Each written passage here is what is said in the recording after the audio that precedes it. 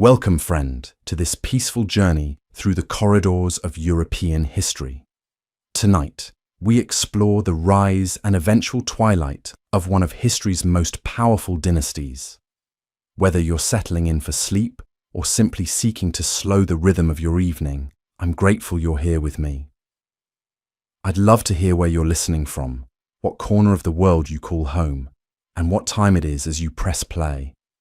It always amazes me how these ancient stories can bring strangers together across centuries and continents. If this kind of gentle historical storytelling brings you comfort, consider subscribing. We have many more tales to guide us into the quiet night. This isn't some romanticized fairy tale from a history book. This was reality in the grand palaces and modest chambers of medieval Europe, where a single family would rise from obscurity to control an empire so vast the sun never set on their territories. Have you ever wondered how one bloodline could maintain power across multiple continents for over 6 centuries?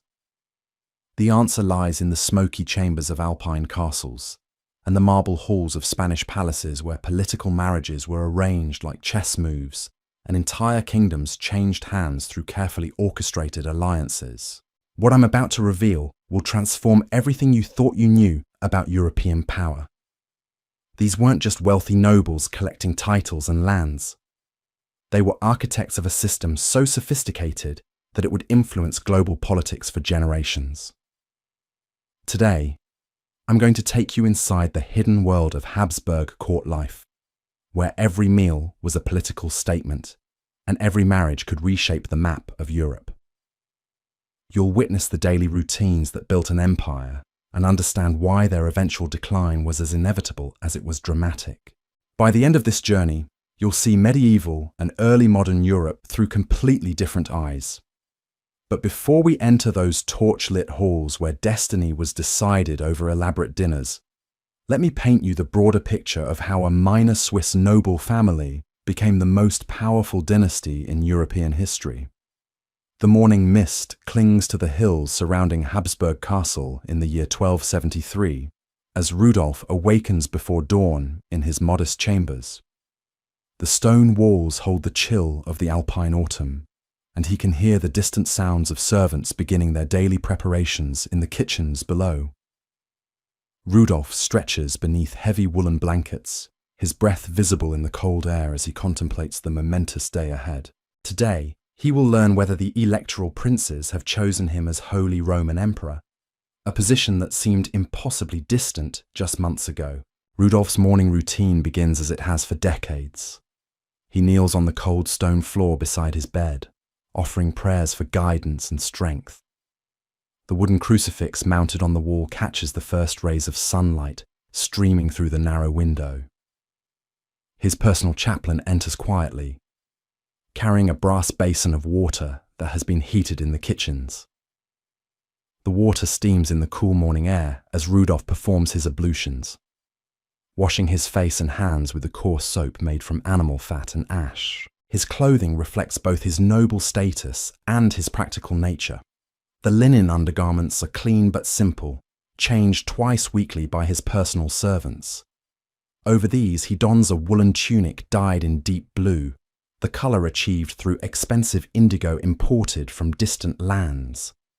The garment is well made but not ostentatious, suitable for a man who must balance authority with approachability. His leather belt, tooled with intricate patterns by local craftsmen, holds a simple but well-forged dagger, more ceremonial than practical but essential to his noble bearing. The great hall of Habsburg Castle comes alive as Rudolf descends the spiral stone staircase. Rushes cover the floor, mixed with herbs to mask the odours of daily life. The massive hearth dominates one wall, its fire carefully tended through the night by servants who sleep in shifts. Long wooden tables scarred by decades of use are already being prepared for the morning meal. The smell of fresh bread mingles with wood smoke and the earthy scent of the rushes beneath his feet. Rudolf takes his place at the high table, elevated on a wooden platform that allows him to survey his household. His wife, Gertrude, joins him, her own morning routine having included prayers in the castle chapel, and consultation with the head cook about the day's meals. She wears a simple gown of fine wool, her hair covered by a white linen veil, held in place by a circlet of silver. Their children, when present, would occupy places of honor, learning through observation the complex protocols that govern noble behavior. The morning meal is substantial, but not elaborate. Fresh bread, still warm from the ovens, is placed before them alongside churned butter made from milk of the castle's own cows. Cheese, aged in the castle's cool cellars, provides protein along with eggs from the extensive poultry yards. Small beer, safer than water and with low alcohol content, serves as the primary beverage. Rudolph eats methodically, aware that his every gesture is observed by the assembled household members who stand respectfully during his meal. As he breaks his fast, messengers arrive with reports from his scattered holdings. A steward approaches with parchments detailing grain yields from his estates. His careful script recording numbers that will determine whether taxes can be collected or relief must be provided to struggling tenants. Another servant brings news of minor disputes between villages under his protection, conflicts that require his judgment and demonstrate his role as protector and arbiter of justice. The morning's correspondence reveals the complex web of relationships that define Rudolph's position. Letters arrive from fellow nobles, some offering support for his imperial ambitions, others carefully neutral, waiting to see which way political winds will blow. Each message requires careful analysis, not just of its explicit content, but of the subtle implications contained in choice of words, quality of parchment, and the seals employed. Rudolph reads these communications while his secretary, a learned clerk who can write in both Latin and German, takes notes and prepares responses. By mid-morning, Rudolph has moved to his private chambers where he meets with his closest advisors. The room is modest by later standards, but comfortable, with tapestries covering the stone walls to provide both warmth and beauty. A large wooden table, polished smooth by years of use, serves as his desk. Maps drawn on parchment and vellum are spread across its surface, showing his current holdings and the much larger territories that could fall under his authority if the electoral princes choose him as emperor. His advisors are a carefully selected group representing different aspects of governance. His marshal, a grizzled veteran of numerous campaigns, provides military counsel. His chancellor, educated in cathedral schools, offers legal and diplomatic expertise. His treasurer, a man whose mathematical skills are essential in an age when accounting is still developing, reports on the financial resources available for potential campaigns or the maintenance of imperial dignity. The discussion centers on the practical implications of imperial election. If chosen, Rudolph will need to travel to Aachen for coronation, a journey requiring careful planning and significant expense. His household will need to be reorganized to reflect imperial dignity while maintaining the personal loyalty that has sustained his rise. New protocols will govern everything from how meals are served to who may approach him directly with requests or complaints. The afternoon brings physical activity as Rudolph inspects his castle's defences. Walking the battlements, he examines the condition of the walls, noting where mortar needs replacement and where wooden reinforcements require attention. The castle's garrison, modest but well-trained, demonstrates their readiness through weapons practice in the courtyard below. The ring of steel on steel echoes off the stone walls as men-at-arms practice sword techniques that could mean the difference between life and death in actual combat. Rudolph's inspection extends to the castle's economic foundations. The stables house his personal war horses, magnificent animals whose breeding and training represent substantial investment. Each horse is worth more than most peasants will earn in a lifetime, but they are essential tools of war and statecraft. The blacksmith's forge glows red hot as weapons and tools are repaired and improved.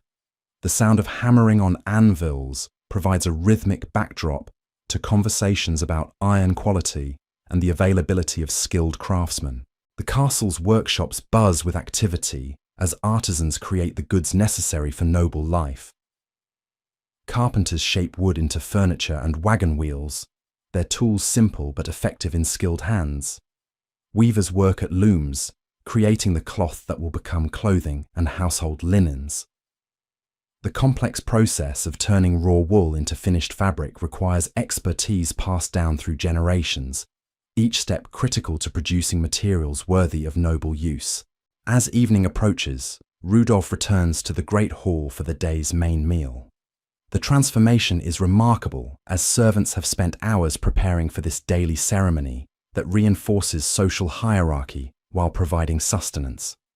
Fresh rushes cover the floors, scented with lavender and other herbs gathered from the castle's gardens.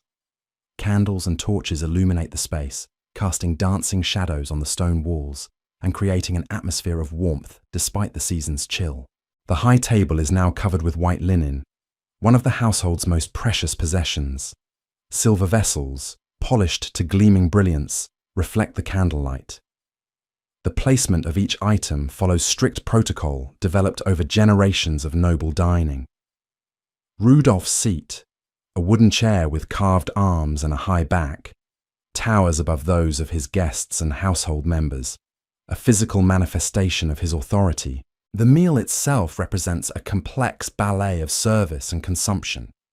Multiple courses arrive in sequence, each accompanied by specific rituals. Roasted meats, seasoned with expensive spices imported from distant lands, demonstrate the household's wealth and the lord's ability to provide abundance. Vegetables from the castle's gardens, preserved through careful planning and storage techniques, show the foresight necessary for successful governance. Wine, stored in the castle's cellars and carefully rationed according to occasion and season, flows from decorated pitchers into silver cups. The vintage reflects both the castle's location in wine-producing regions and Rudolph's connections to merchants who can provide quality beverages.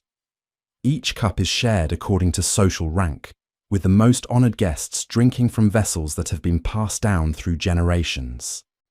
Entertainment accompanies the meal as traveling musicians perform songs that celebrate noble virtue and recount the deeds of heroes from earlier ages. The melodies, passed down through oral tradition, connect Rudolph's household to the broader culture of European nobility. Stories told in verse reinforce values of courage, loyalty, and honor that are expected to guide noble behavior in both peace and war. As the evening meal concludes, Rudolph retires to his private chambers for the final activities of his day. By candlelight, he reviews correspondence that has arrived during the afternoon, dictating responses to his secretary who will prepare formal documents for dispatch the following morning.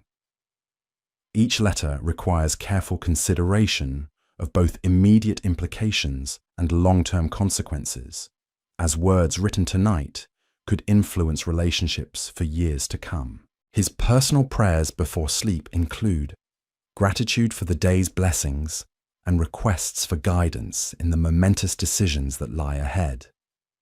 The possibility of imperial election weighs heavily on his mind as he contemplates the responsibilities that would accompany such elevation. Tomorrow will bring new challenges and opportunities as the complex machinery of medieval politics continues its eternal dance of ambition and alliance. The castle settles into nighttime quiet as guards take their positions on the walls and servants bank the fires that will smoulder until morning. In chambers throughout the building, members of the household prepare for sleep, each aware that they are part of something larger than themselves, participants in the endless human drama of power and survival that defines their age. The morning light filtering through the tall windows of the imperial palace in Vienna reveals a world transformed. It is now 1519, and the Habsburg dominion has expanded beyond Rudolph's wildest dreams 2.5 centuries earlier. Charles, who will soon be known as Charles V, awakens in chambers that dwarf those modest alpine rooms where his ancestor once contemplated the possibility of imperial election. The walls are covered in tapestries depicting scenes of triumph and conquest.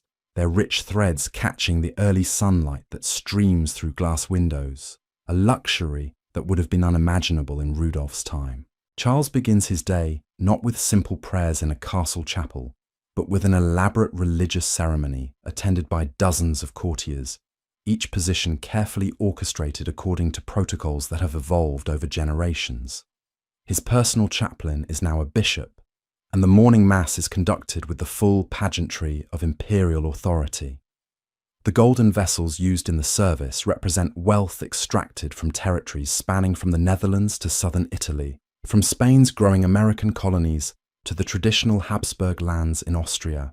His morning ablutions have become a ceremonial performance involving multiple servants, each responsible for a specific aspect of the emperor's preparation.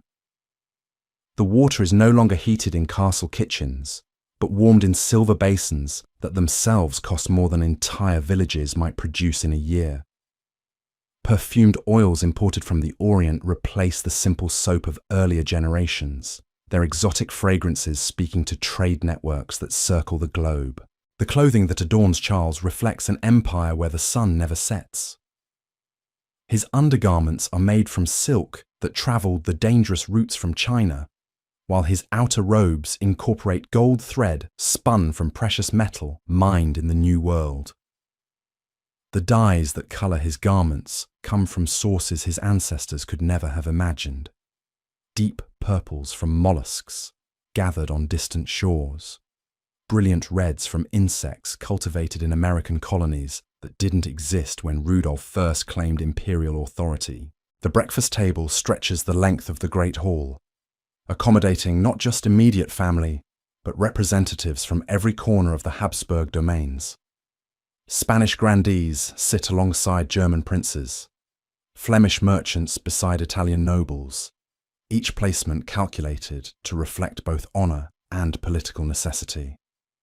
The morning meal has evolved from Rudolph's simple bread and cheese into an elaborate display of imperial abundance.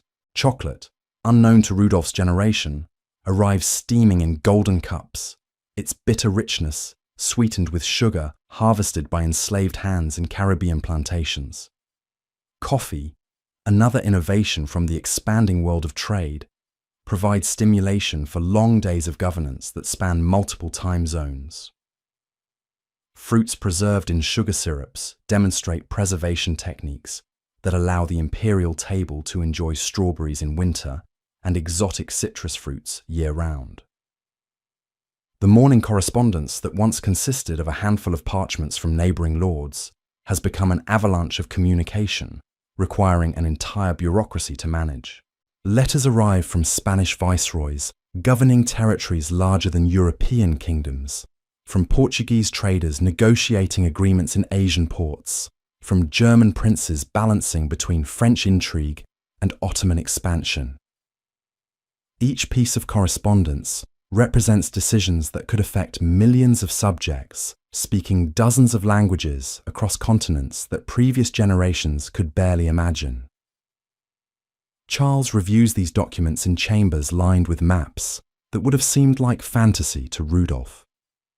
Detailed cartographic representations show coastlines explored by Habsburg-sponsored expeditions, mountain ranges crossed by imperial armies, river systems that serve as highways for trade goods flowing toward European markets. The scale of governance required to maintain authority over such territories demands innovations in administration that stretch the limits of 16th century technology and communication. His advisors now include specialists in fields that didn't exist during Rudolph's reign. Military engineers discuss fortification techniques designed to withstand cannon fire that can reduce medieval castles to rubble. Financial experts calculate the flow of silver from American mines, analyzing how New World wealth affects European markets and Habsburg purchasing power. Diplomatic specialists manage relationships with powers that extend far beyond traditional European alliances, negotiating with Ottoman sultans, Portuguese kings, and indigenous rulers from territories that European maps are still struggling to accurately depict. The morning military briefing encompasses theatres of operation that span the known world. Habsburg armies simultaneously defend against French incursions in northern Italy, Ottoman expansion in southeastern Europe, and Protestant rebellions in German territories. Naval forces patrol Mediterranean waters, while protecting Atlantic routes that carry treasure fleets from American colonies. The complexity of coordinating such widespread military commitments requires logistical capabilities that push the boundaries of what 16th century administration can accomplish. By midday, Charles moves through palace corridors lined with portraits of ancestors whose modest ambitions seem quaint compared to current imperial responsibilities. The walls display captured battle standards from victories across Europe, ceremonial weapons gifted by Allied rulers, and artistic treasures that represent the cultural flowering enabled by Habsburg patronage. Each object tells stories of expansion, conquest, and the gradual accumulation of power that has transformed a minor Alpine family into masters of a global empire. The imperial kitchen staff numbers in the hundreds, preparing meals that incorporate ingredients from every corner of the Habsburg domains. Spices from newly established trade routes compete with traditional European seasonings, while cooking techniques borrowed from Spanish, Italian, and German traditions create fusion cuisines that reflect the cosmopolitan nature of imperial court life. The logistics of feeding the imperial household and its constant stream of visitors requires supply networks that stretch across continents. Afternoon audiences bring petitioners from territories so distant that their journey to reach the imperial presence has taken months. American colonial administrators present reports on silver mining operations that fund European military campaigns. Flemish wool merchants discuss trade agreements that affect employment from Belgium to Spain. German princes balance religious conflicts that threaten to tear apart the traditional unity of the Holy Roman Empire. Each audience requires careful preparation, as Charles must demonstrate familiarity with local conditions, customs, and political sensitivities across vastly different cultures. The emperor, who once needed to know only the names of neighboring nobles, now must understand the complexities of governing indigenous populations in Mexico, managing religious tensions between Catholics and Protestants in Germany, and maintaining naval supremacy against Ottoman expansion in the Mediterranean. The afternoon inspection of imperial defences reveals military technology that would have amazed Rudolf's generation. Cannon foundries produce artillery pieces capable of breaching walls that once seemed impregnable. Engineers design star-shaped fortifications that can withstand bombardment while providing platforms for defensive cannon fire. The development and deployment of gunpowder weapons has revolutionized warfare, making traditional medieval tactics obsolete while demanding massive investments in new military technologies. Habsburg territories now include some of Europe's most advanced manufacturing centers, producing everything from precision clockwork mechanisms to navigational instruments that enable oceanic exploration. The empire's wealth allows patronage of artists and inventors whose innovations push the boundaries of Renaissance knowledge. Workshops attached to imperial palaces create mechanical marvels that demonstrate Habsburg commitment to progress and learning. As evening approaches, the Great Hall accommodates banquets that would have seemed impossible in Rudolf's era. The high table extends across a space that could hold Rudolf's entire castle, while hundreds of guests represent the geographic and cultural diversity of Habsburg authority.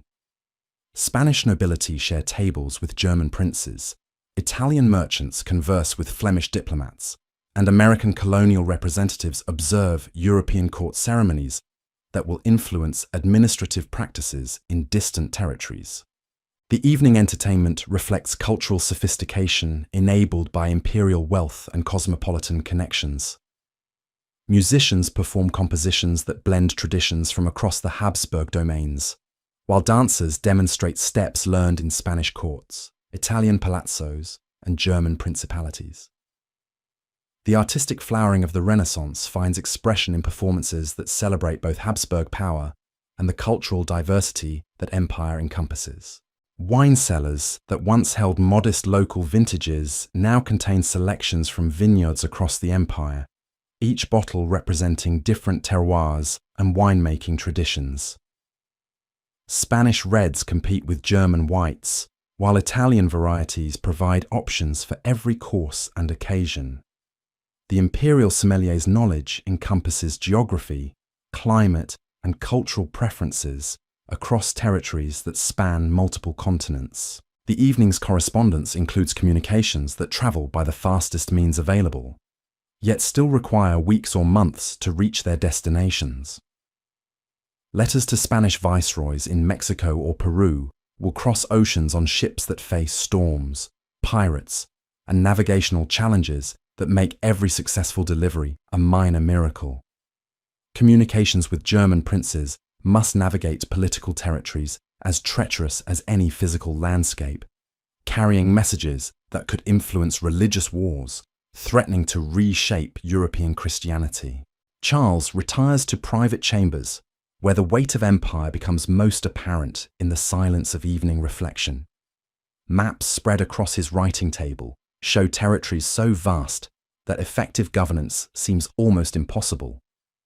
Yet Habsburg administrative innovation continues to develop new techniques for managing unprecedented scale and complexity. The challenge of maintaining unity across such diverse populations and territories requires constant attention to local needs while preserving imperial authority. His evening prayers include gratitude for territories and opportunities that his ancestors could never have imagined, while seeking guidance for decisions that will affect millions of subjects across multiple continents.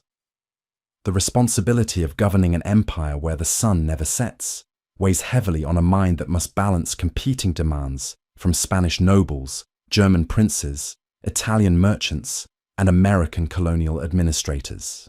The palace settles into nighttime quiet as guards patrol walls that protect not just an imperial residence, but the administrative heart of a global empire.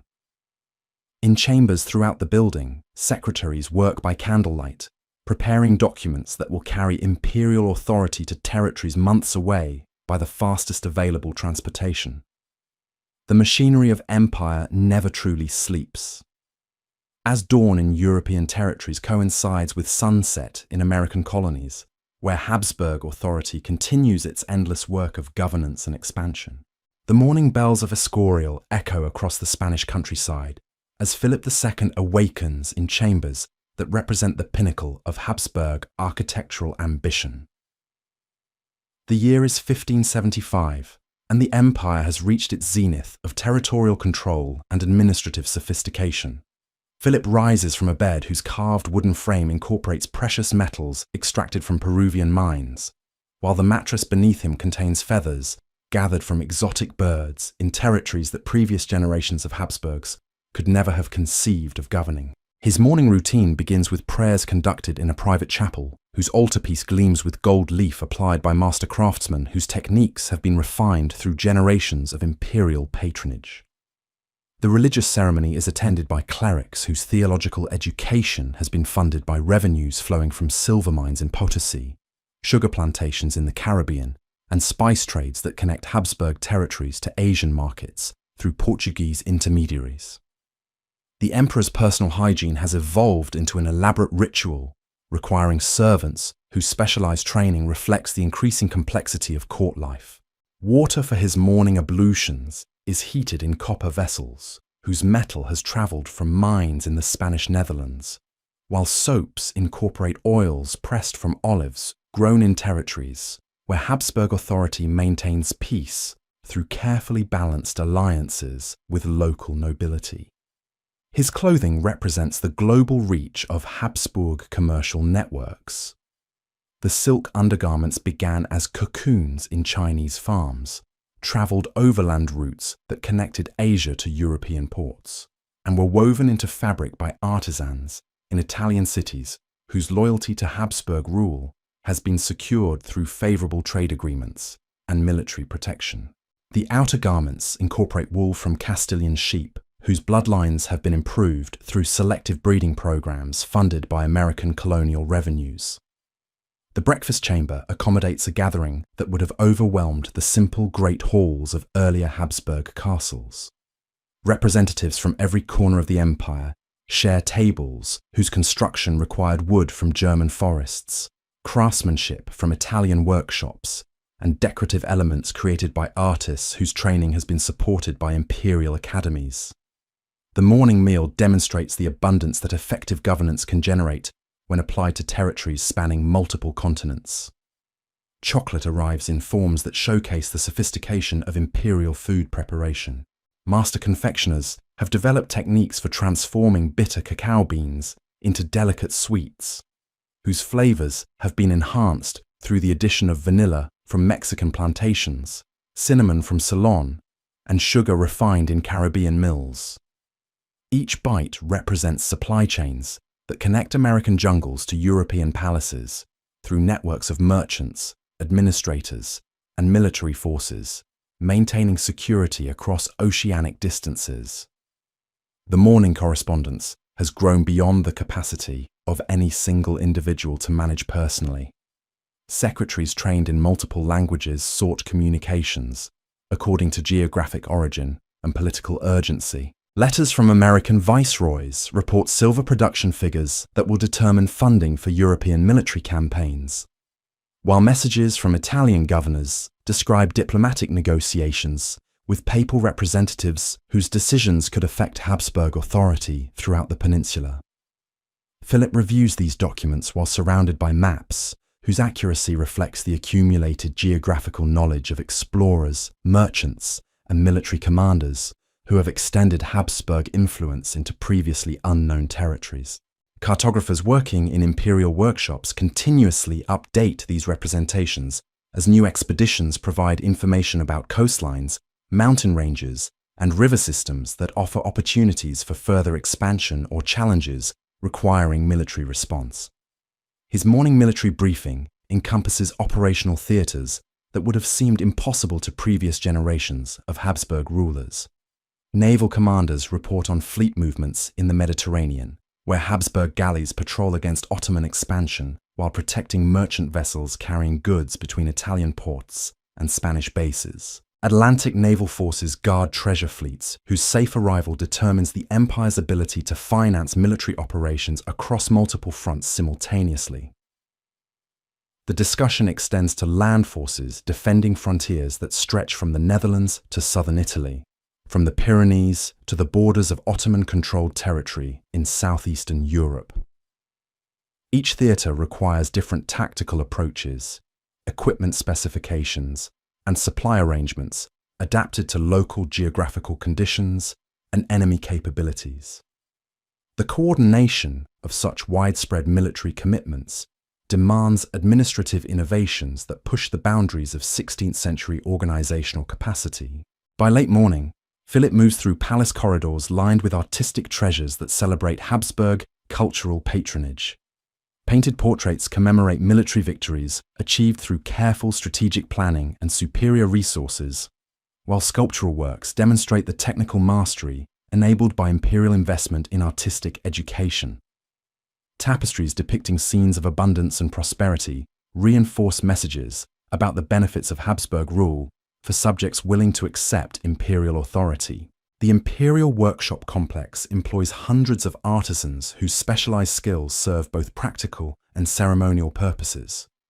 Metalworkers create precision instruments for navigation and timekeeping, their techniques refined through generations of experience with materials and tools that represent the best available technology. Clockmakers produce mechanical marvels whose accuracy enables the coordination of administrative activities across territories, where seasonal variations and geographic distances complicate scheduling. Afternoon audiences bring visitors whose journeys to reach the imperial presence represent the vast distances encompassed by Habsburg authority. Portuguese merchants describe trading opportunities in Asian ports where European goods can be exchanged for spices, silk, and precious stones that command premium prices in European markets. German princes balance religious and political loyalties that are being tested by Protestant Reformation movements, threatening traditional Catholic unity. American colonial representatives present reports on territorial expansion, indigenous relations, and resource extraction operations that provide much of the wealth supporting European imperial activities. Mining engineers describe techniques for extracting silver from mountain deposits, whose exploitation requires massive labor forces and technological innovations adapted to high-altitude conditions.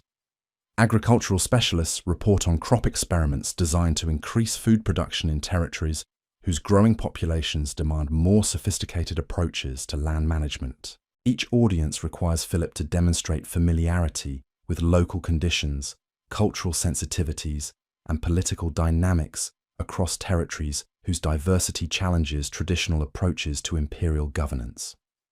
The emperor must understand the complexities of managing religious conversion programs in the Philippines, maintaining trade relations with Portuguese merchants in Brazil, and coordinating military responses to French incursions along the Pyrenean frontier. The afternoon inspection of imperial facilities reveals technological capabilities that would have amazed earlier Habsburg rulers. Cannon foundries produce artillery pieces whose bronze construction requires copper from Hungarian mines and tin from English sources, while their operation demands technical expertise that has been developed through systematic experimentation and international knowledge exchange. The weapons produced in these facilities defend fortifications designed according to the latest military engineering principles. Shipyards along Spanish coasts construct vessels whose size and capabilities enable transoceanic voyages that maintain communication and trade between European territories and American colonies. The engineering knowledge required to build ships capable of surviving Atlantic storms while carrying heavy cargoes represents accumulated experience from generations of maritime exploration and commercial expansion. Each vessel launched represents an investment in maintaining the maritime connections that hold the empire together. As evening approaches, the Great Hall accommodates banquets, whose scale and sophistication demonstrate the cultural achievements enabled by imperial wealth and international connections. The dining chamber can hold gatherings that include representatives from every territory under Habsburg control, their conversations conducted in multiple languages, while consuming foods that represent culinary traditions from across the known world. Musicians perform compositions that blend musical traditions from Spanish, Italian, German, and American sources, creating artistic expressions that reflect the cosmopolitan character of imperial court life.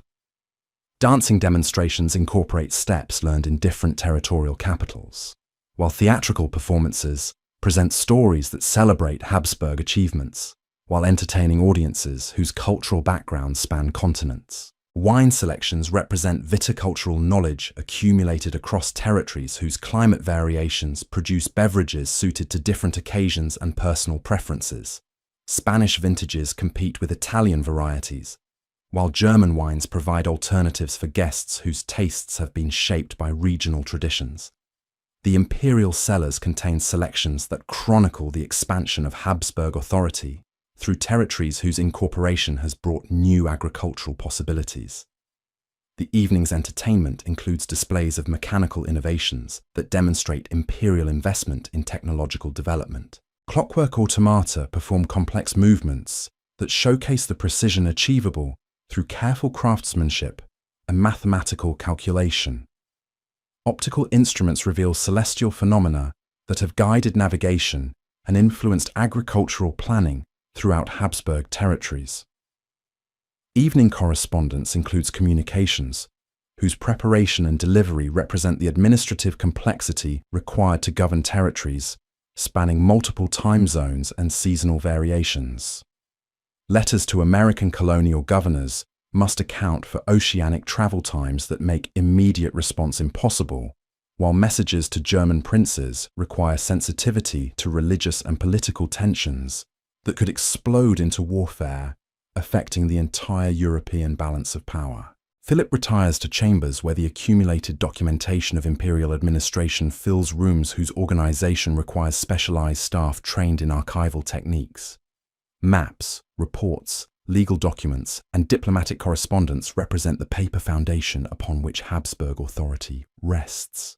The challenge of maintaining accurate information about territories so vast and diverse that complete knowledge seems impossible requires constant attention to communication networks and record-keeping systems. His evening prayers include gratitude for territorial expansion that has exceeded the ambitions of previous Habsburg rulers, while seeking guidance for decisions whose consequences will affect millions of subjects across continents, whose full potential remains largely unexplored. The weight of governing an empire where administrative efficiency must balance local autonomy with imperial unity requires constant attention to competing demands from diverse constituencies. The palace complex settles into nighttime routines that reflect the global scope of Habsburg responsibilities. Guards patrol walls that protect administrative centers, whose decisions influence territories from Mexico to the Philippines, while secretaries work through the night preparing documents whose delivery will require months of travel, through territories where Habsburg authority must be maintained through careful balance of military force and diplomatic persuasion. In workshops throughout the complex, artisans continue projects whose completion will serve both practical and ceremonial purposes across the empire. The machinery of imperial administration never completely ceases its operations. As sunset in European territories coincides with dawn in American colonies, where Habsburg governors continue their endless work of maintaining order and extracting resources that support the entire imperial structure. The morning sun rises over Vienna in the year 1740, casting long shadows across a palace that has witnessed the gradual transformation of Habsburg power, from territorial expansion to bureaucratic consolidation. Maria Theresa awakens in chambers whose decoration reflects a dynasty that has learned to adapt ancient traditions to contemporary challenges. The empire she has inherited faces pressures that her predecessors could never have anticipated, as emerging nation-states challenge traditional concepts of imperial authority, while new ideas about governance and individual rights spread through territories that once accepted Habsburg rule without question. Her morning routine begins with prayers conducted in chapels whose artistic treasures commemorate centuries of Habsburg achievement. Yet the religious ceremony itself reflects changes in Catholic practice that have evolved in response to Protestant challenges and Enlightenment criticism. The chaplains who conduct morning services have been educated in seminaries where theological studies now include philosophical investigations that would have seemed dangerous to earlier generations of Habsburg rulers. The Empress's personal preparation involves servants whose training reflects the increasing sophistication of court protocols. Yet their techniques must also accommodate practical demands that earlier Habsburg rulers never faced. The clothing she wears incorporates traditional elements that maintain connection to dynastic heritage, while adapting to fashions that reflect changing aesthetic sensibilities throughout European society. Each garment represents choices that balance respect for ancestral traditions with acknowledgement of contemporary expectations. Her breakfast chamber accommodates gatherings that include traditional representatives of Habsburg territories, alongside newer advisors whose expertise reflects the changing nature of 18th century governance. Military officers trained in academies where mathematical precision has replaced traditional martial virtues share tables with civilian administrators whose education has emphasized legal and economic principles rather than classical learning. The conversations conducted during morning meals address challenges that require innovative solutions to unprecedented problems. The morning correspondence has evolved beyond simple territorial administration to encompass complex international negotiations that must balance competing national interests with traditional dynastic claims. Letters arrive from diplomats managing relationships with emerging powers, whose legitimacy rests on popular support rather than hereditary authority. Communications from territorial governors describe social changes that challenge traditional hierarchies, while creating opportunities for administrative innovation. Maria Theresa reviews these documents while surrounded by advisors whose expertise reflects the diversification of governmental responsibilities. Legal scholars, trained in universities where Roman law has been supplemented by studies of contemporary jurisprudence, provide counsel on matters that previous Habsburg rulers would have decided through personal authority. Economic specialists, whose knowledge encompasses international trade, manufacturing development, and agricultural improvement offer recommendations based on systematic analysis rather than traditional precedent. The morning military briefing addresses strategic challenges that extend beyond traditional territorial defense to include protection of commercial interests and maintenance of political influence in territories where Habsburg authority must compete with emerging forms of national consciousness. Naval forces must protect trade routes while adapting to technological innovations that have revolutionized maritime warfare. Land armies require reorganization according to tactical principles that emphasize disciplined formations and coordinated artillery support rather than individual heroism. Heroism. The transformation of military organization reflects broader changes affecting every aspect of Habsburg governance. Artillery specialists trained in mathematical academies calculate trajectories and powder charges with precision that would have amazed earlier generations, while engineers design fortifications according to geometric principles that combine defensive effectiveness with economic efficiency. The cost of maintaining such sophisticated military capabilities requires revenue collection systems that penetrate deeper into territorial economies than traditional feudal obligations ever demanded. By midday, Maria Theresa moves through palace corridors where portraits of ancestors remind her daily of the weight of dynastic expectation. Yet the challenges she faces require responses that previous Habsburg rulers never needed to consider.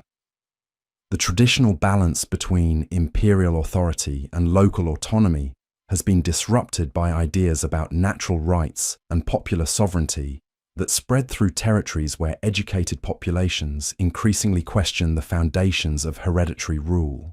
Her afternoon audiences bring visitors whose concerns reflect the changing nature of 18th century society. Merchant representatives describe commercial opportunities that require governmental support for infrastructure development, banking innovation, and legal standardization across territories whose traditional diversity has become an obstacle to economic integration. Manufacturing specialists propose industrial development programs that could increase territorial wealth while creating employment for growing urban populations. Educational reformers present plans for expanded schooling systems that would improve administrative efficiency while potentially creating populations capable of questioning traditional authority structures. Religious leaders struggle to balance Catholic doctrine with philosophical challenges that have gained credibility among educated elites throughout Habsburg territories. Each audience requires careful consideration of how innovation can be embraced without undermining the stability that has sustained Habsburg authority for centuries. The afternoon inspection of imperial facilities reveals technological developments that have revolutionized both military and civilian capabilities. Workshops produce precision instruments whose accuracy enables more effective territorial surveying, while manufacturing centers experiment with mechanical processes that could increase production efficiency across various industries. The challenge of funding such innovations while maintaining traditional governmental responsibilities requires financial planning that pushes the boundaries of 18th century economic understanding. Administrative offices throughout the palace complex employ hundreds of clerks whose record-keeping systems have evolved far beyond the simple documentation that satisfied earlier Habsburg rulers. Detailed statistical compilations track population changes, economic production, and tax collection across territories whose complexity demands systematic analysis rather than personal knowledge. The bureaucratic machinery required to govern 18th century Habsburg domains represents organizational innovations that previous generations could never have conceived. As evening approaches, the Great Hall accommodates social gatherings that reflect the intellectual sophistication of Maria Theresa's court. Philosophers whose ideas challenge traditional concepts of authority share conversations with scientists whose discoveries have revolutionized understanding of natural processes. Artists whose techniques incorporate Renaissance innovations with contemporary aesthetic sensibilities create works that celebrate Habsburg patronage while acknowledging changing cultural values. The evening entertainment includes musical performances that demonstrate the cultural flowering enabled by Habsburg investment in artistic education. Composers whose training has exposed them to influences from across Europe create works that blend traditional forms with innovative harmonic progressions. The complexity of such musical compositions reflects the sophisticated tastes of audiences whose education has extended far beyond the classical learning that satisfied earlier generations of Habsburg courtiers. Wine selections for evening meals represent viticultural knowledge that has been refined through systematic experimentation with grape varieties, cultivation techniques, and aging processes. The imperial cellars contain vintages whose production has benefited from scientific understanding of fermentation while maintaining connection to traditional regional characteristics. Each bottle served represents the balance between innovation and tradition that characterizes Maria Theresa's approach to governance. Evening correspondence includes communications that must address increasingly complex international relationships. Diplomatic negotiations require sensitivity to emerging concepts of national sovereignty while maintaining Habsburg claims based on traditional dynastic inheritance. Trade agreements must balance protection of territorial economic interests with recognition that commercial prosperity depends on international cooperation rather than imperial domination. The challenge of governing territories where traditional authority structures face philosophical and practical challenges requires constant adaptation of administrative methods. Legal systems must evolve to accommodate new concepts of individual rights while maintaining social order. Tax collection systems must balance revenue needs with recognition that excessive demands could provoke resistance from populations whose political consciousness has been awakened by Enlightenment ideas. Maria Theresa retires to private chambers where the accumulated documentation of 18th century governance fills rooms whose organization reflects the systematic approach required to manage such complex information. Legal codes, economic reports, diplomatic correspondence, and military assessments represent attempts to understand and control social forces that previous Habsburg rulers could manage through personal authority and traditional relationships. Her evening prayers include gratitude for the inheritance of territories whose potential remains largely unrealized, while seeking guidance for decisions that must balance respect for ancestral achievements with recognition that contemporary challenges require innovative responses. The weight of governing domains, where traditional certainties have been questioned by philosophical investigation and practical experience, requires constant attention to competing demands from constituencies whose loyalty can no longer be taken for granted. The palace settles into nighttime routines that reflect the global scope of Habsburg responsibilities. Yet the empire itself has begun to contract under pressure from emerging nation-states, whose legitimacy rests on popular support rather than dynastic inheritance. Guards patrol walls that protect administrative centers, whose authority must compete with alternative forms of political organization that promise greater responsiveness to popular needs and local interests. In workshops throughout the complex, artisans continue projects that serve both traditional ceremonial purposes and practical administrative needs. The machinery of imperial governance continues its operations, yet each day brings evidence that the world is changing in ways that challenge fundamental assumptions about authority, legitimacy, and the relationship between rulers and subjects that have sustained Habsburg power for centuries. The year 1806 dawns grey and cold over Vienna, as Francis II performs his morning ablutions in chambers that have witnessed the steady erosion of Habsburg authority throughout the previous decades. The Holy Roman Empire that his ancestors built through centuries of careful political maneuvering is about to cease its existence, dissolved under pressure from Napoleon's revolutionary armies that have demonstrated the power of nationalist enthusiasm over traditional dynastic loyalty. His morning prayers are conducted in chapels whose artistic treasures commemorate victories that now seem like ancient history, while the religious ceremony itself reflects a Catholic Church that has been forced to accommodate secular ideas about individual conscience and political authority. The chaplains who lead morning services have been educated in seminaries where theological studies must compete with philosophical investigations that question the divine foundation of imperial authority. The emperor's clothing reflects the changing nature of European fashion, yet each garment also represents choices that must balance respect for Habsburg tradition, with acknowledgement that the world has moved beyond the assumptions that once sustained imperial dignity. His breakfast chamber accommodates gatherings that include traditional representatives of Habsburg territories alongside newer advisors, whose expertise reflects the desperate search for strategies that might preserve some form of Habsburg relevance in a transformed political landscape. The morning correspondence brings news of territorial losses that would have been unthinkable to previous generations of Habsburg rulers.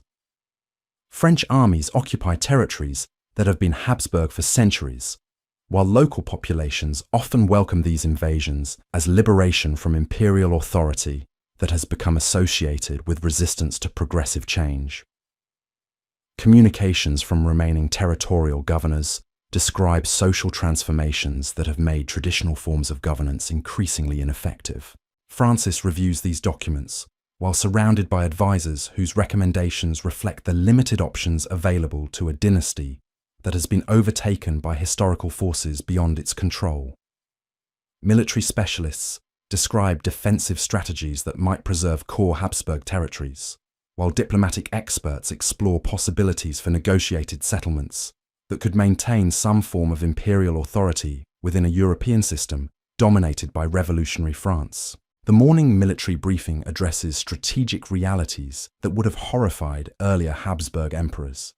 Imperial armies must defend against enemies whose motivation springs from nationalist enthusiasm rather than dynastic ambition, while Habsburg forces increasingly consist of mercenaries and conscripts whose loyalty depends on regular payment rather than traditional feudal obligation. The military technology that once provided Habsburg advantages has been surpassed by innovations developed by revolutionary governments that can mobilize entire populations for warfare. Administrative offices throughout the palace employ clerks whose record-keeping now focuses primarily on managing retreat rather than expansion.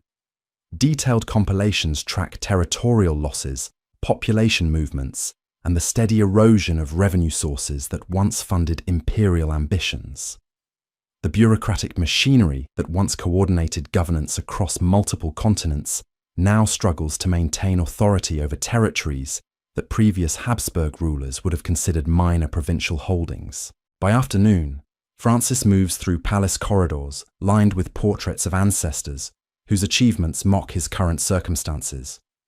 The great hall that once accommodated representatives from territories spanning continents now hosts gatherings whose primary purpose is managing the dissolution of an empire that has lasted longer than most participants can remember. Each conversation addresses practical questions about how to preserve dignity while acknowledging defeat. The evening meal is conducted with protocols that maintain the appearance of imperial authority, while everyone present understands that such ceremonies have become essentially theatrical performances. Wine selections represent the last remnants of cellars that once contained vintages from territories that are now permanently lost to French occupation or local independence movements. Each course served represents resources that might be better devoted to military defense or diplomatic negotiation. Evening correspondence includes communications whose preparation acknowledges that traditional forms of imperial authority have become obsolete.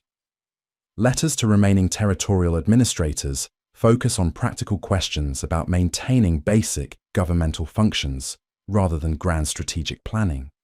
Diplomatic messages explore possibilities for negotiated settlements that might preserve Habsburg dignity within a European system that has moved beyond dynastic politics toward nationalist organization.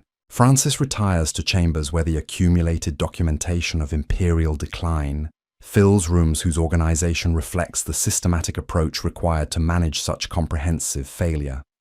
Legal codes that once governed territories from Belgium to southern Italy now apply only to core Austrian holdings, while economic reports describe revenue systems that must be completely reconstructed to accommodate reduced territorial scope and transformed political relationships. His evening prayers include gratitude for the preservation of core Habsburg holdings, while seeking guidance for decisions that must balance family honor with practical recognition that the world has changed in ways that make traditional imperial authority impossible to maintain. The weight of presiding over the end of an institution that has defined European politics for nearly 1,000 years requires spiritual strength that previous Habsburg rulers never needed to develop. The palace settles into nighttime routines that reflect the contracted scope of Habsburg authority, yet the family itself has begun to adapt to circumstances that previous generations could never have imagined.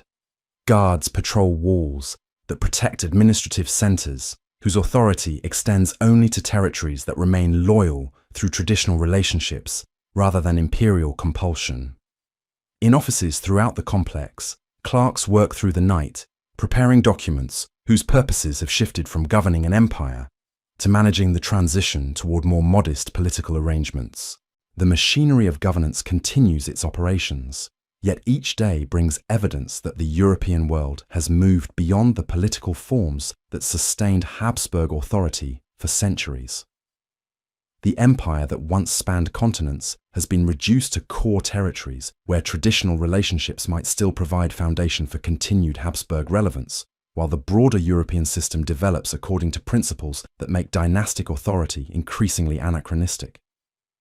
Morning light filters through the windows of Schönbrunn Palace in 1848 as Ferdinand awakens to sounds that would have been unthinkable to his ancestors.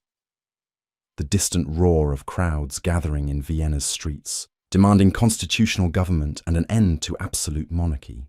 The revolution that has been sweeping across Europe has finally reached the Habsburg heartland, carrying with it ideas about popular sovereignty and individual rights that challenge everything his family has represented for over 6 centuries. His morning routine proceeds with mechanical precision, despite the chaos beyond the palace walls. Servants perform their duties with nervous efficiency, aware that each day might bring fundamental changes to the social order that has defined their existence. The breakfast chamber accommodates gatherings where traditional court protocols compete with urgent discussions about how to respond to popular demands that previous Habsburg rulers never needed to consider. The morning correspondence brings reports from territories throughout the empire where nationalist movements have gained strength that threatens to tear apart the multi-ethnic structure that has been the foundation of Habsburg power. Hungarian revolutionaries demand independence, while Czech and Italian populations organize resistance to imperial authority. Each communication describes situations that require immediate response, yet the traditional tools of Habsburg governance seem inadequate to address challenges that spring from popular enthusiasm rather than aristocratic ambition.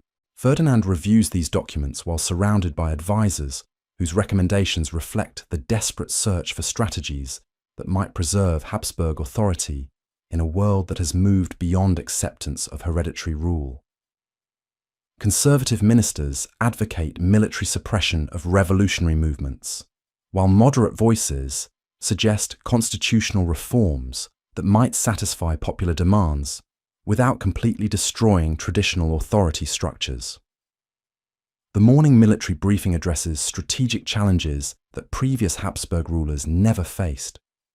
How to deploy imperial armies against populations that include Habsburg subjects demanding rights that have been denied for generations. Military commanders trained in traditional warfare find themselves confronting enemies whose weapons include newspapers, public speeches, and organized demonstrations that can mobilize entire populations against imperial authority. Administrative offices throughout the palace struggle to maintain basic governmental functions while revolutionary pressure threatens to overwhelm institutional capacity. Clerks whose training emphasized careful documentation and systematic procedures find themselves managing crisis situations that change faster than bureaucratic responses can be formulated. The machinery of imperial governance, refined through centuries of gradual development, proves inadequate for addressing revolutionary challenges that demand immediate adaptation. By afternoon, Ferdinand moves through palace corridors where the sounds of street demonstrations penetrate even the most insulated chambers. The Great Hall that once accommodated representatives from territories across the empire now hosts emergency sessions, where participants debate whether Habsburg authority can survive in any recognizable form. Each conversation acknowledges that the political world has fundamentally changed, yet no one can predict what forms of governance might emerge from the revolutionary chaos. Evening meals are conducted with protocols that maintain the appearance of normal court life, while everyone present understands that such ceremonies might soon become impossible to sustain. Wine selections represent the remnants of imperial cellars, whose contents might be distributed among revolutionary crowds if political settlements cannot be negotiated. Each course served represents resources that could be redirected toward military defense or political negotiation. Evening correspondence includes communications whose preparation acknowledges that traditional imperial authority has been challenged by forces that previous Habsburg rulers never needed to confront. Letters to territorial administrators focus on immediate crisis management rather than long-term strategic planning, while diplomatic messages explore possibilities for constitutional arrangements that might preserve some form of Habsburg relevance within a transformed European political system. Ferdinand retires to chambers where the accumulated documentation of revolutionary challenge fills rooms whose organization reflects the systematic approach required to understand popular movements that threaten institutional survival. Legal codes that once provided foundation for absolute monarchy must be reconsidered in light of constitutional demands, while economic reports describe revenue systems that have been disrupted by revolutionary activity throughout Habsburg territories. His evening prayers include desperate appeals for divine guidance in managing challenges that test the survival capacity of institutions that have endured for centuries. The weight of potentially presiding over the complete transformation or destruction of Habsburg authority requires spiritual resources that previous rulers developed for expansion rather than preservation during existential crisis. The palace settles into nighttime routines that reflect uncertainty about whether traditional forms of governance will survive the revolutionary pressures that continue to build throughout Habsburg territories. Guards patrol walls that protect administrative centers, whose authority faces challenges from populations that have learned to organize effective resistance to imperial control. In offices throughout the complex, clerks work through the night preparing documents whose purposes have shifted from routine administration to crisis management and potential institutional reconstruction. The machinery of Habsburg governance continues its operations. Yet each hour brings evidence that European political development has moved beyond the forms that sustained dynastic authority for over 6 centuries. The empire that once dominated continental European politics must now adapt to circumstances where popular sovereignty has become the foundation for political legitimacy, while traditional concepts of hereditary authority struggle for relevance in a transformed world. D-World. The morning light of December 1916 struggles through the frost-covered windows of the Hofburg Palace as Emperor Franz Joseph awakens for what will be his final time. At 86 years old, his body moves with the careful deliberation of a man who has witnessed the transformation of an entire world. The empire he inherited as a young man of 18 has endured wars that redefined the very concept of conflict, while technologies that his ancestors could never have imagined have revolutionized everything from communication to warfare. His personal valet, a man who has served the imperial household for over 4 decades, assists with the morning ablutions that have become increasingly difficult for the aging emperor. The water in the silver basins steams in the cold December air, while the simple soap used for his daily washing represents a deliberate choice to maintain connection with modest personal habits that have characterized his entire reign. Despite governing an empire spanning multiple ethnic groups and languages, Franz Joseph has always insisted on maintaining the austere personal standards that his military training instilled in him as a young prince. The clothing selected for this morning reflects both imperial dignity and practical simplicity. His military uniform, tailored according to specifications that have remained unchanged for decades, incorporates decorations earned through 6 decades of service to an empire that has faced constant challenges to its survival. The fabric itself comes from mills in territories where Habsburg authority now competes with nationalist movements that demand independence from imperial control. His breakfast chamber accommodates the reduced court that reflects both wartime austerity and the emperor's advancing age. The morning meal consists of simple fare that would have seemed modest to his predecessors, yet each item represents supply chains that have been strained by the massive military conflict consuming European resources. Coffee arrives from sources that have become increasingly difficult to access as enemy naval forces disrupt traditional trade routes, while bread is made from flour, whose quality has declined due to agricultural demands created by total war. The morning correspondence brings reports from military commanders whose communications describe battles fought with weapons that have revolutionized warfare beyond recognition. Machine guns capable of devastating infantry charges in minutes have made traditional cavalry tactics obsolete, while artillery pieces whose range and destructive power exceed anything previous generations could imagine have turned entire landscapes into moon-like craters. The casualty figures reported in daily briefings represent losses that would have seemed impossible to earlier Habsburg rulers.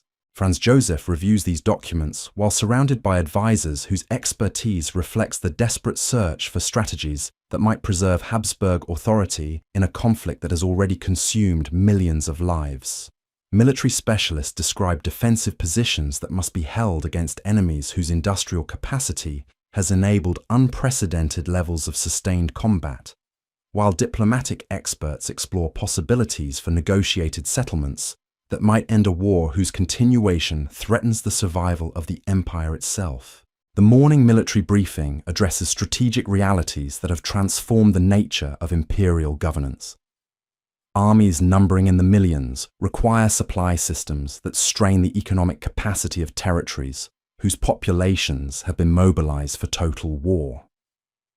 Railroad networks that once facilitated peaceful commerce now serve primarily military purposes, while industrial production has been redirected toward weapons manufacturing that consumes resources previously devoted to civilian needs. Administrative offices throughout the palace employ staffs whose composition reflects the demographic changes created by military conscription.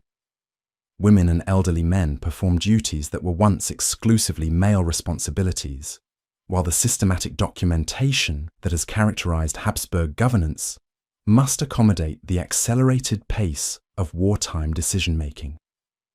The bureaucratic machinery that once managed peaceful territorial administration now focuses primarily on coordinating military logistics and maintaining civilian morale.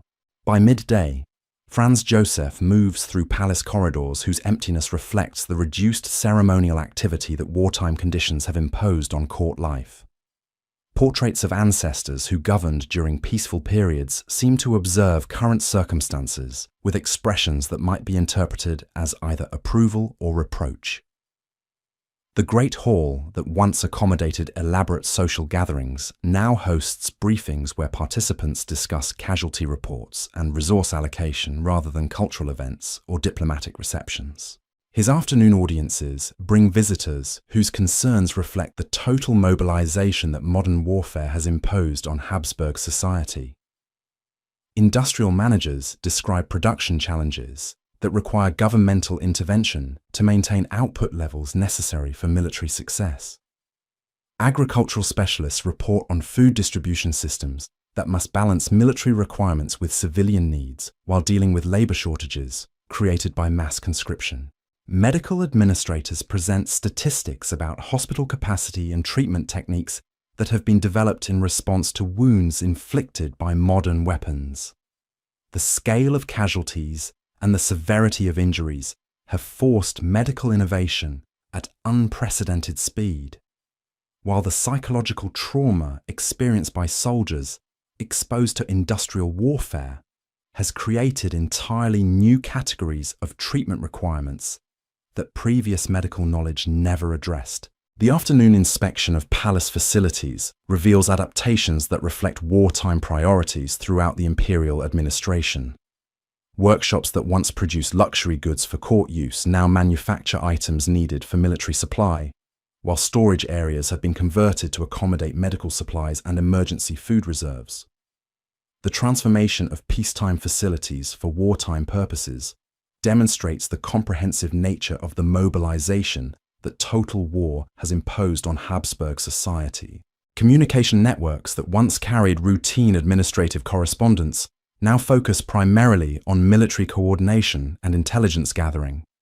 Telegraph systems operate continuously to maintain contact with military commanders whose positions change daily according to battlefield developments, while encrypted messages carry information whose secrecy could determine the survival of entire army groups engaged in combat across multiple fronts simultaneously. As evening approaches, the Great Hall accommodates gatherings whose reduced scale reflects both wartime austerity and the emperor's declining health.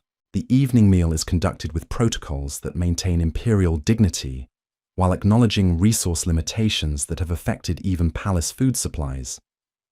Wine selections represent the remnants of cellars whose contents have been rationed according to wartime necessity rather than ceremonial tradition. The evening's limited entertainment includes musical performances that reflect the somber mood created by years of devastating warfare. Compositions performed by reduced orchestras emphasize themes of sacrifice and endurance, rather than the celebration and abundance that characterized earlier court cultural activities. The musicians themselves often represent families whose male members have been lost to military service, their performances carrying emotional weight that transcends mere artistic expression. Evening correspondence includes communications whose urgency reflects the accelerating crisis facing Habsburg authority. Reports from military commanders describe defensive positions that may be impossible to maintain without reinforcements that are no longer available, while messages from territorial administrators document civilian morale problems that threaten to undermine support for continued military effort. Each communication represents decisions that could determine whether the empire will survive the current conflict. Diplomatic messages explore possibilities for peace negotiations that might preserve some form of Habsburg authority, yet the territorial concessions that enemy powers demand would effectively dismember the multi-ethnic empire that has been the foundation of Habsburg identity for centuries. The choice between continued warfare that might result in complete military defeat and negotiated peace that would require fundamental transformation of imperial structure represents an impossible dilemma for a ruler whose entire life has been devoted to preserving Habsburg heritage. Franz Joseph retires to chambers where the accumulated documentation of wartime governance fills rooms whose organization reflects the systematic approach required to manage total mobilization. Military reports, industrial production statistics, casualty compilations, and diplomatic correspondence represent attempts to coordinate resources and strategies for a conflict whose scale exceeds the capacity of traditional governmental institutions to manage effectively. His evening prayers include desperate appeals for divine intervention in a conflict that has exceeded human capacity to control or resolve through conventional means. The weight of governing during a war that threatens not only Habsburg survival, but the entire European political system requires spiritual strength that must sustain hope despite overwhelming evidence that the world his ancestors built is disintegrating beyond recognition or reconstruction. The palace settles into nighttime routines that reflect uncertainty about whether Habsburg authority will survive the military and political pressures that continue to intensify throughout the empire. Guards patrol walls that protect administrative centers whose authority faces challenges from military collapse, civilian exhaustion, and nationalist movements that have gained strength through wartime suffering and political disillusion. In offices throughout the complex, clerks work through the night preparing documents whose purposes have shifted from routine administration to crisis management and potential succession planning. The machinery of Habsburg governance continues its operations, yet each hour brings evidence that European political development has moved beyond the forms that sustained dynastic authority for over 6 centuries. The empire that once dominated continental European politics must now confront the possibility that its dissolution has become inevitable, regardless of military outcomes or diplomatic negotiations. The winter morning of November 11th, 1918, brings news that will end over 600 years of Habsburg imperial authority. In chambers that have witnessed the rise and fall of dynasties, Emperor Charles awakens to reports that armistice negotiations have concluded with terms that will dismember the empire into separate national states. The Austria-Hungary that his ancestors built through centuries of careful political maneuvering will cease to exist within days, replaced by independent nations whose legitimacy rests on ethnic identity rather than dynastic inheritance. His morning routine proceeds with mechanical precision, despite the revolutionary changes occurring throughout his former territories. Servants perform their duties with the knowledge that their positions will soon become obsolete as the imperial household contracts to accommodate dramatically reduced circumstances. The breakfast chamber hosts final gatherings where traditional court protocols compete with practical discussions about how to manage the transition from imperial authority to private citizenship. The morning correspondence brings reports of territorial succession that would have been unthinkable to previous Habsburg rulers. Hungarian leaders declare independence while establishing their own governmental institutions. Czech politicians proclaim the creation of Czechoslovakia, with borders that include traditional Habsburg territories, and Yugoslav representatives announce the formation of a southern Slavic state that incorporates Habsburg lands from Croatia to Slovenia. Each communication describes the peaceful transfer of authority from imperial administration to nationalist governments. Charles reviews these documents while surrounded by advisors whose recommendations focus on practical questions about personal safety and family welfare rather than strategies for preserving Habsburg authority. Legal specialists explore possibilities for negotiated settlements that might protect imperial family assets, while diplomatic experts assess international opinion about providing sanctuary for displaced Habsburg royalty. The transformation from governing millions of subjects to managing personal exile represents a psychological adjustment that previous Habsburg rulers never needed to consider. The morning military briefing addresses the final dissolution of imperial armed forces that once defended territories from the Netherlands to southern Italy. Soldiers whose loyalty had been pledged to Habsburg authority now transfer their allegiance to new national armies, while military equipment and installations are divided among successor states according to armistice agreements. The systematic dismantling of military institutions that took centuries to develop occurs within days through administrative procedures that treat imperial authority as a historical anachronism.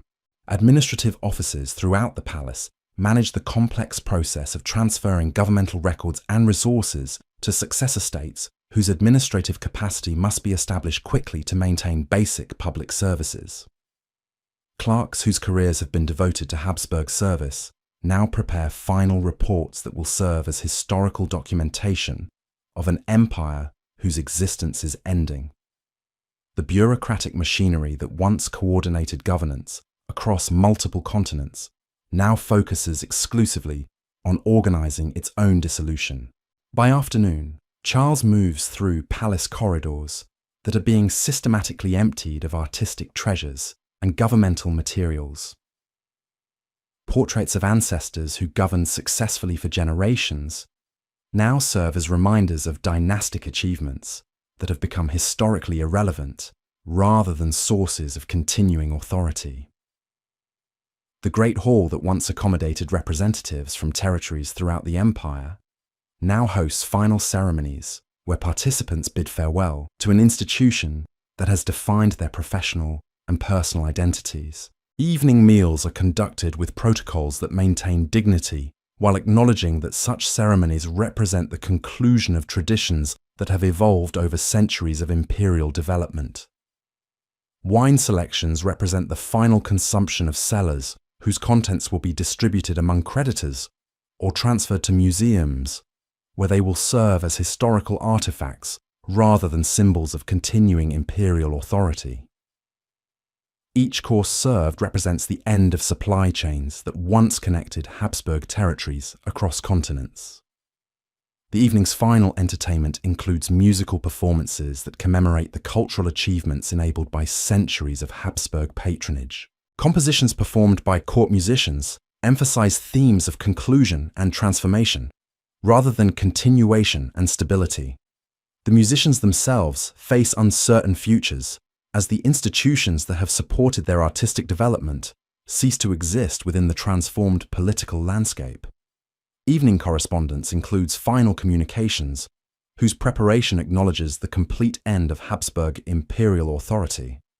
Letters to former territorial administrators focus on practical questions about transferring governmental responsibilities to successor states, while personal messages explore possibilities for maintaining family relationships, despite the geographical dispersion that exile will impose.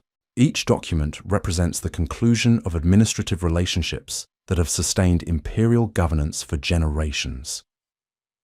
Charles retires to chambers where the accumulated documentation of dynastic history fills rooms whose contents will soon be transferred to archives where they will serve scholarly rather than governmental purposes. Legal codes that once governed territories from Belgium to Romania now represent historical curiosities, while diplomatic correspondence that once influenced European politics becomes source material for academic research rather than foundation for continuing political relationships. His final prayers as emperor include gratitude for the preservation of family safety during the transition from imperial authority to private citizenship, while seeking guidance for personal decisions that must balance respect for ancestral heritage with adaptation to circumstances that previous Habsburg rulers never needed to contemplate. The weight of presiding over the end of an institution that has defined European politics for over 6 centuries requires spiritual strength that must sustain hope for personal meaning despite the complete transformation of political identity. The palace settles into its final night as the center of Habsburg imperial authority.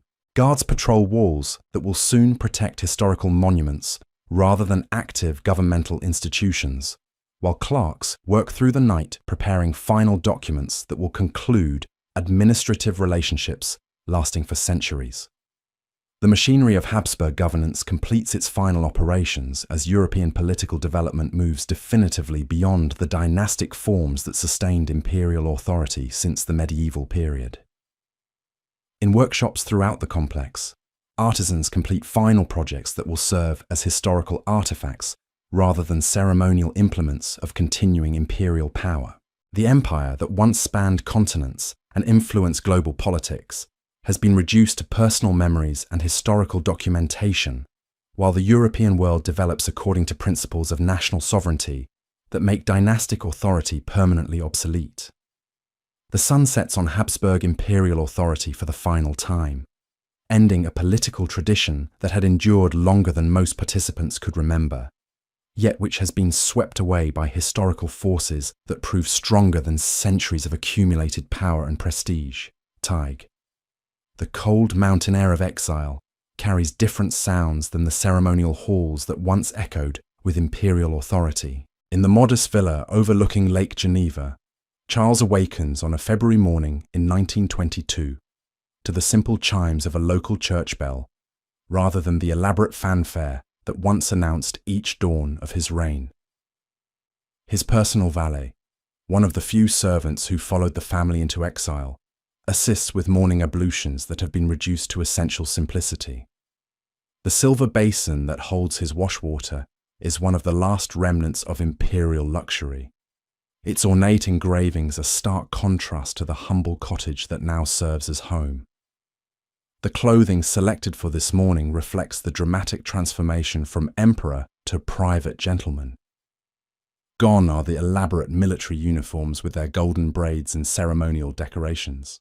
Instead, Charles dons a simple woolen suit of Swiss manufacture, its practical cut designed for comfort rather than imperial dignity. The fabric speaks to local craftsmanship rather than the exotic materials that once arrived from territories spanning continents. His morning routine proceeds with quiet efficiency, each movement reflecting adaptation to circumstances that require personal involvement in tasks once performed by armies of servants. The breakfast chamber is now a modest dining room where family meals are prepared by a single cook, whose repertoire must accommodate reduced budgets and limited ingredient availability. The morning meal consists of local bread, cheese from nearby alpine farms, and coffee, whose quality reflects regional preferences rather than imperial procurement from global sources. The conversations conducted over breakfast focus on practical household matters and the education of his children, rather than reports from territorial governors or military commanders. Letters arrive sporadically, carried by postal services that treat the former emperor as any other private citizen. Correspondence from fellow exiles describes similar adjustments to dramatically reduced circumstances, while messages from former subjects express loyalty that can no longer be translated into political authority. Each communication reminds Charles of relationships that once defined imperial governance, but now exist only as personal memories and historical documentation. The morning walk through village streets provides encounters with local residents who treat their distinguished neighbour with respectful curiosity rather than imperial deference. Shopkeepers offer goods at fair prices without the elaborate protocols that once governed any interaction with Habsburg authority. Children playing in village squares regard the former emperor as simply another elderly gentleman whose presence has become part of their familiar landscape. By midday, Charles retreats to a modest study where he attempts to make sense of the historical forces that transformed his world beyond recognition. Books borrowed from the local library provide perspectives on political developments that once would have required consultation with the empire's finest scholars. Maps, spread across a simple wooden desk, show the new national boundaries that have replaced Habsburg territories, each line representing ethnic identities that proved stronger than dynastic loyalty. His afternoon correspondence includes letters to family members scattered across Europe, each finding their own paths through the transformed political landscape. Former archdukes work in banks and insurance companies, while imperial princesses marry into foreign nobility or pursue professional careers that would have been unthinkable during the days of empire. Each family update describes adaptations that demonstrate resilience, while acknowledging that the world has moved permanently beyond the assumptions that once sustained Habsburg authority. The village doctor, who attends to family medical needs, treats his distinguished patients with professional competence, unmarked by the elaborate ceremonies that once surrounded imperial healthcare. Prescriptions are filled at the local pharmacy, where Habsburg names appear on customer ledgers alongside those of farmers, merchants, and artisans. The democratization of daily life extends to every aspect of existence, from medical care to grocery shopping. Evening meals are conducted around a simple wooden table, where family members serve themselves from dishes prepared in a modest kitchen.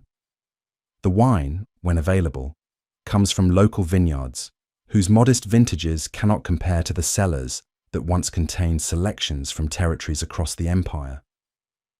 Conversations focus on immediate family concerns and local community events rather than international politics or dynastic strategy. The evening entertainment consists of reading books by lamplight or listening to radio broadcasts that bring news of a world where Habsburg concerns have become historically irrelevant. Musical performances are limited to family members playing simple instruments around the fireplace, their repertoires consisting of folk songs learned from local sources rather than elaborate compositions once performed by court orchestras. Charles retires to a bedroom whose furnishings reflect local craftsmanship rather than imperial luxury. The wooden bed frame was made by village carpenters using techniques passed down through generations of Swiss woodworkers. The quilts that provide warmth during alpine winters were sewn by local women whose skills serve practical rather than ceremonial purposes. The simplicity of his sleeping arrangements contrasts dramatically with the elaborate chambers that once accommodated imperial rest. His evening prayers include gratitude for family safety and health, while seeking guidance for personal decisions that must be made without the advisory systems that once supported imperial authority. The spiritual resources that once sustained governance over millions of subjects now focus on managing the psychological adjustments required for private citizenship. The weight of personal responsibility has replaced the burden of imperial authority, yet both require wisdom that draws from sources beyond human understanding. The cottage settles into nighttime quiet that reflects the peaceful rhythms of village life rather than the complex protocols that once governed imperial households. No guards patrol outside walls, no secretaries work through the night preparing official documents, no urgent communications arrive requiring immediate imperial response. The machinery of government that once operated continuously has been replaced by the simple routines of family life in a small alpine community. Through the bedroom window, Charles can see lights from village homes where families follow their own evening routines. Children complete homework assignments that will prepare them for careers in a democratic world, while their parents discuss local concerns that affect their immediate community rather than international politics. The universal rhythms of domestic life continue regardless of the political transformations that have reshaped European civilization. In neighboring cottages, former Habsburg officials pursue modest careers that utilize their administrative experience in reduced circumstances. A former imperial treasurer now keeps books for local businesses, while a former diplomatic secretary teaches languages at the village school. Their professional skills have been adapted to serve local needs rather than imperial ambitions, yet their expertise continues to contribute to community welfare in ways that demonstrate the transferability of administrative competence. The village priest who conducts Sunday services treats his distinguished parishioner as one member among many of a congregation whose spiritual needs transcend political identity. Sermons focus on universal themes of faith and community rather than the elaborate theological justifications that once supported dynastic authority. The democratization of religious experience parallels the broader transformation of social relationships that has accompanied the transition from empire to republic. Morning light reveals a landscape where former Habsburg territories have been absorbed into new national identities that reflect ethnic and linguistic communities rather than dynastic inheritance. Village newspapers carry reports about political developments in countries that once comprised the empire, their independent governments pursuing policies that serve local interests rather than imperial coordination. The fragmentation of Habsburg authority has been replaced by the multiplication of democratic institutions that respond to popular will rather than hereditary tradition. The postal service delivers letters from former subjects who have adapted successfully to citizenship in the new national states. Czech farmers report improved agricultural conditions under democratic government, while Hungarian merchants describe expanded business opportunities enabled by independence from imperial regulation. Each communication provides evidence that the dissolution of Habsburg authority has not prevented the development of prosperous and stable communities throughout former imperial territories. Charles spends increasing amounts of time walking through alpine meadows, where the seasonal cycles of agriculture continue regardless of political transformation. Farmers whose families have worked the same land for generations pursue traditional methods that have sustained rural communities through centuries of political change. The permanence of agricultural rhythms provides perspective on the temporary nature of political institutions, while the continuity of rural life demonstrates human capacity for adaptation and survival. Local merchants who supply household necessities treat their distinguished customer with friendly respect that reflects Swiss democratic traditions rather than imperial deference. Transactions are conducted according to market principles that apply equally to all customers, regardless of their historical background. The equalization of commercial relationships demonstrates the practical implementation of democratic values that have replaced hierarchical social structures throughout European society. The village library contains books that provide historical perspective on the Habsburg dynasty, their pages offering scholarly analysis rather than official justification for imperial authority.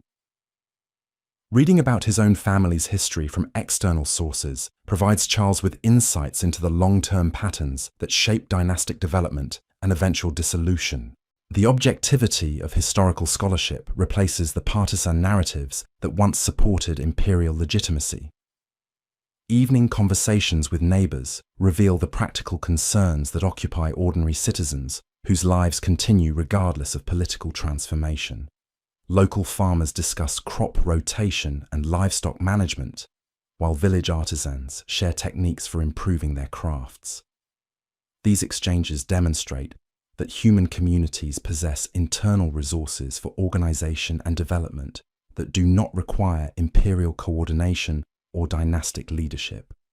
As autumn settles over the Alpine village, Charles observes the seasonal preparations that have sustained rural communities through countless political changes. Farmers harvest crops using methods perfected through generations of experience, while households preserve food for winter storage, according to techniques that predate any particular form of government.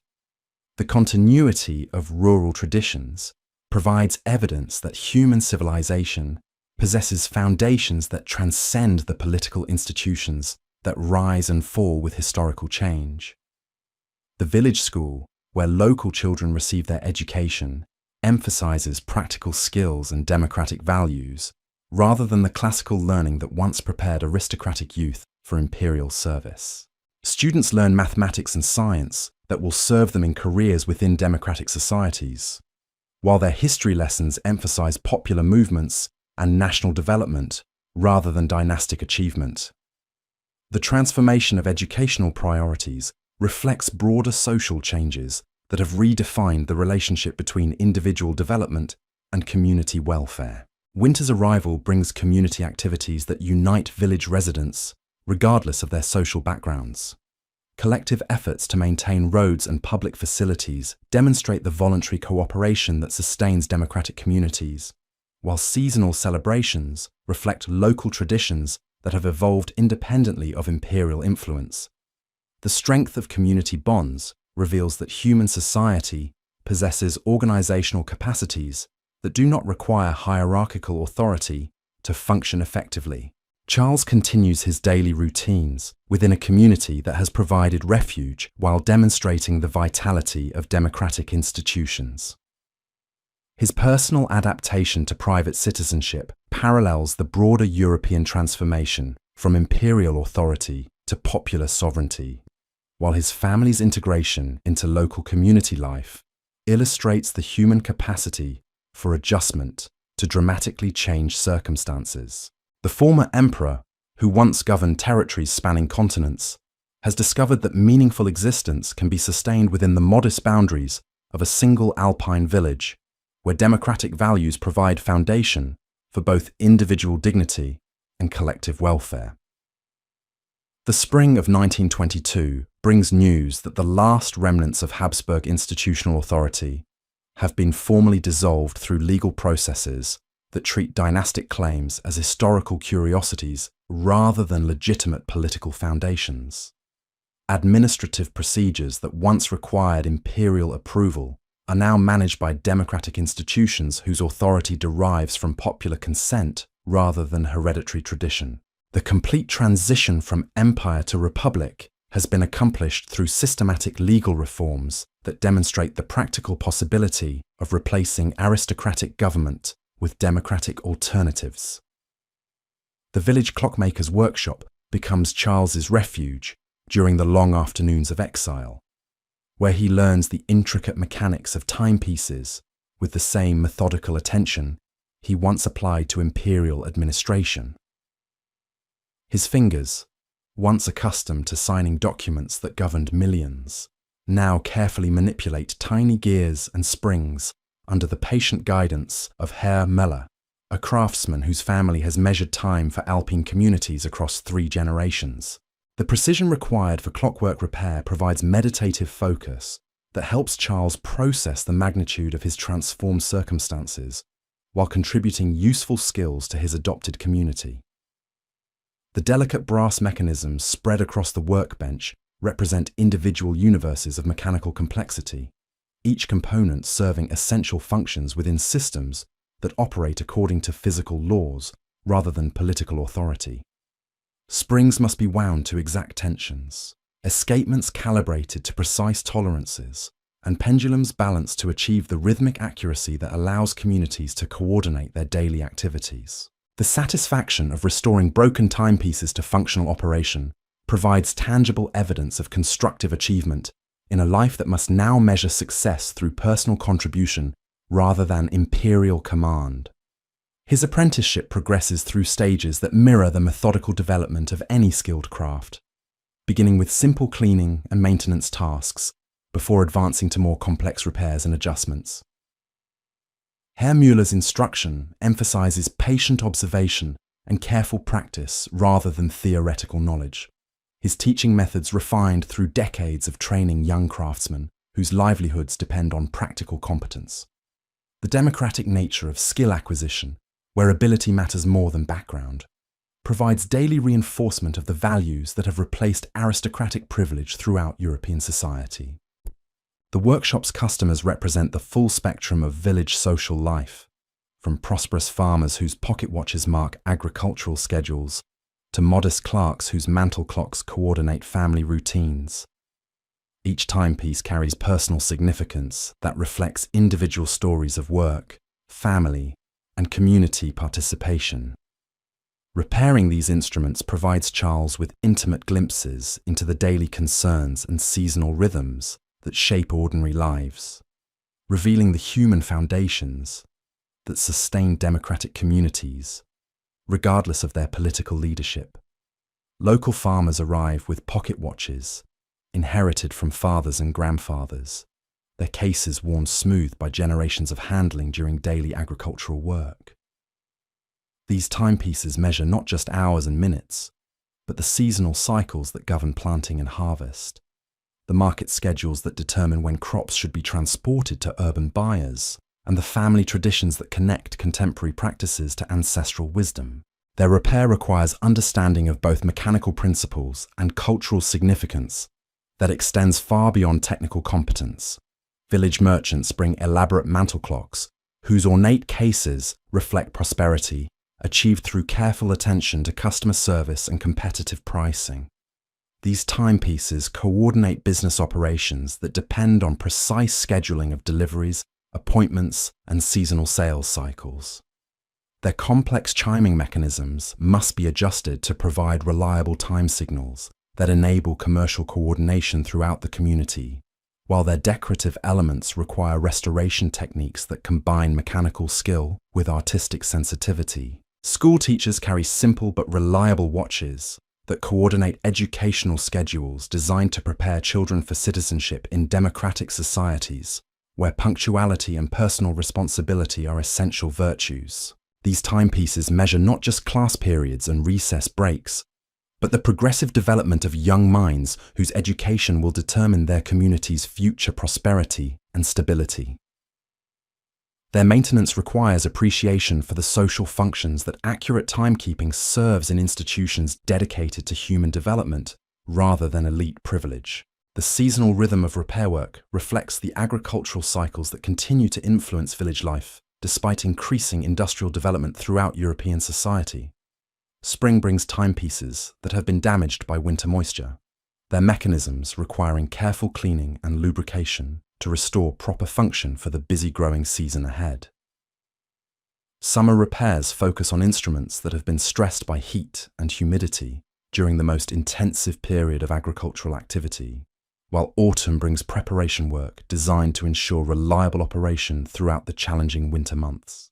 Charles develops particular expertise in restoring antique timepieces whose mechanisms reflect earlier periods of clockmaking innovation, their hand-forged components requiring techniques that combine traditional craftsmanship with contemporary understanding of mechanical principles. These historical instruments connect contemporary village life to generations of ancestors whose daily routines were measured by similar devices, their continuing operation serving as tangible links between past and present that transcend political transformation. His reputation for careful workmanship spreads throughout the surrounding countryside, bringing customers who travel considerable distances to consult the former emperor, whose new identity has been reconstructed around practical skill rather than hereditary authority. Shepherds from mountain valleys arrive with pocket watches that coordinate seasonal migrations between lowland winter quarters and highland summer pastures. Their timepieces must function reliably despite exposure to extreme weather conditions and rough handling during long journeys across difficult terrain. Village priests bring church clocks whose public timekeeping functions serve entire communities by coordinating worship services, market days, and civic meetings that are essential to democratic participation. These large mechanisms require understanding of weights and pendulums, whose operation must remain accurate despite temperature fluctuations and seasonal changes that affect the stone towers housing their movements. Their maintenance involves collaboration with church committees whose democratic decision-making processes determine repair priorities and funding sources. Local doctors carry pocket watches that coordinate medical appointments and emergency responses within communities where healthcare access depends on careful scheduling and efficient resource allocation. These precision timepieces must maintain accuracy during house calls that require travel across varied terrain and weather conditions, while their reliability can literally mean the difference between life and death during medical emergencies that demand immediate response.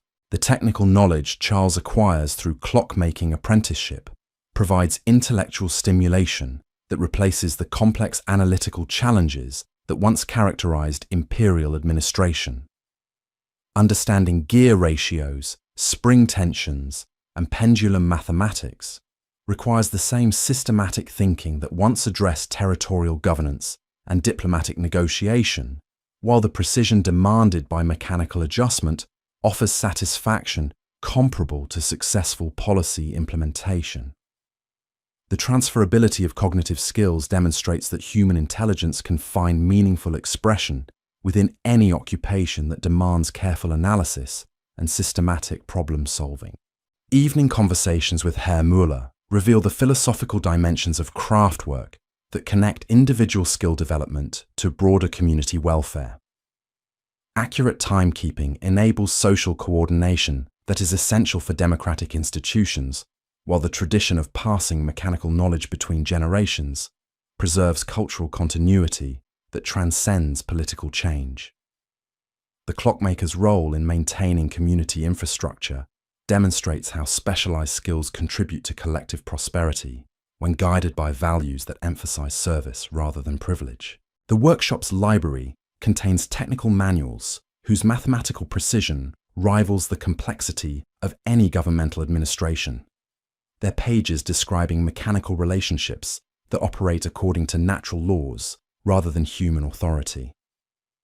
Studying these texts provides Charles with insights into universal principles that govern both mechanical systems and social organization, while their emphasis on empirical observation and experimental verification reflects scientific methods that have revolutionized human understanding of natural processes. Seasonal apprentice gatherings bring young craftsmen whose training represents democratic approaches to skill transmission that emphasize merit over birth circumstances. These students arrive from diverse social backgrounds, their advancement determined by demonstrated ability rather than family connections or aristocratic sponsorship.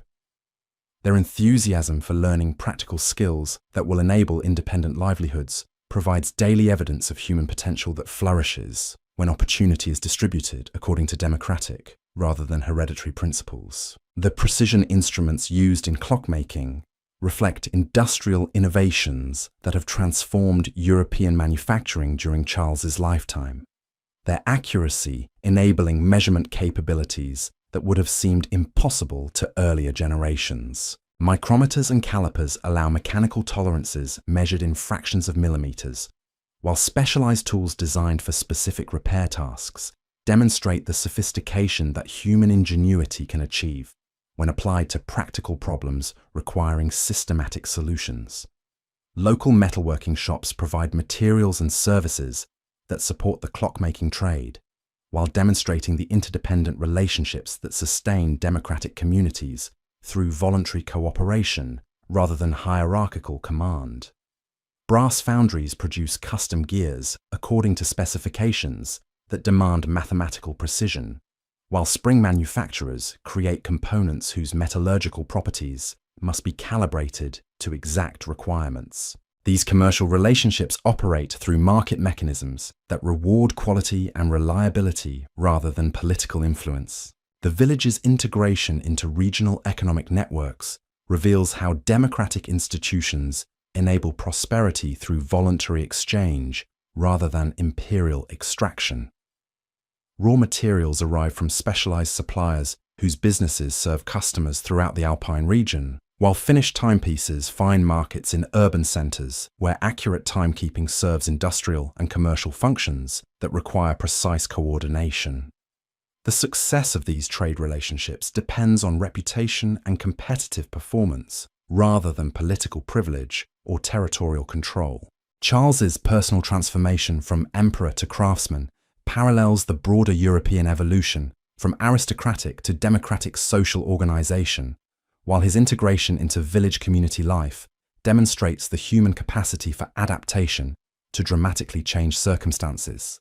His daily work contributes tangible value to neighbors whose acceptance reflects democratic values rather than deference to inherited authority, while his developing expertise provides personal satisfaction that derives from useful achievement rather than ceremonial recognition. Winter evenings in the workshop provide opportunities for complex restoration projects that require extended concentration and sophisticated technical knowledge. Antique timepieces, whose mechanisms represent centuries of clockmaking evolution, arrive from collectors and museums whose preservation efforts maintain connections to technological traditions that preceded current industrial capabilities. These historical instruments require understanding of hand-forging techniques and assembly methods that have been largely replaced by modern manufacturing, while their cultural significance extends far beyond their mechanical functions. The village's clockmaking tradition connects contemporary residents to generations of ancestors whose daily routines were coordinated by similar mechanisms, their continuing operation serving as tangible evidence of human ingenuity that transcends political transformation. Church bells cast during medieval periods continue to mark time for communities whose social organization has evolved beyond recognition, while family timepieces inherited across generations maintain personal connections to ancestral wisdom that remains relevant despite changing circumstances.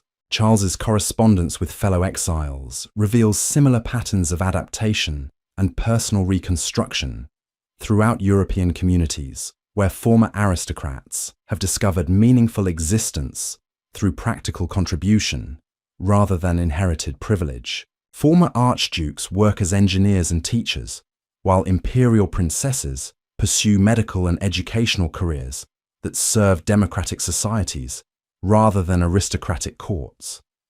Their collective experience demonstrates that human dignity can be sustained through useful work regardless of political circumstances.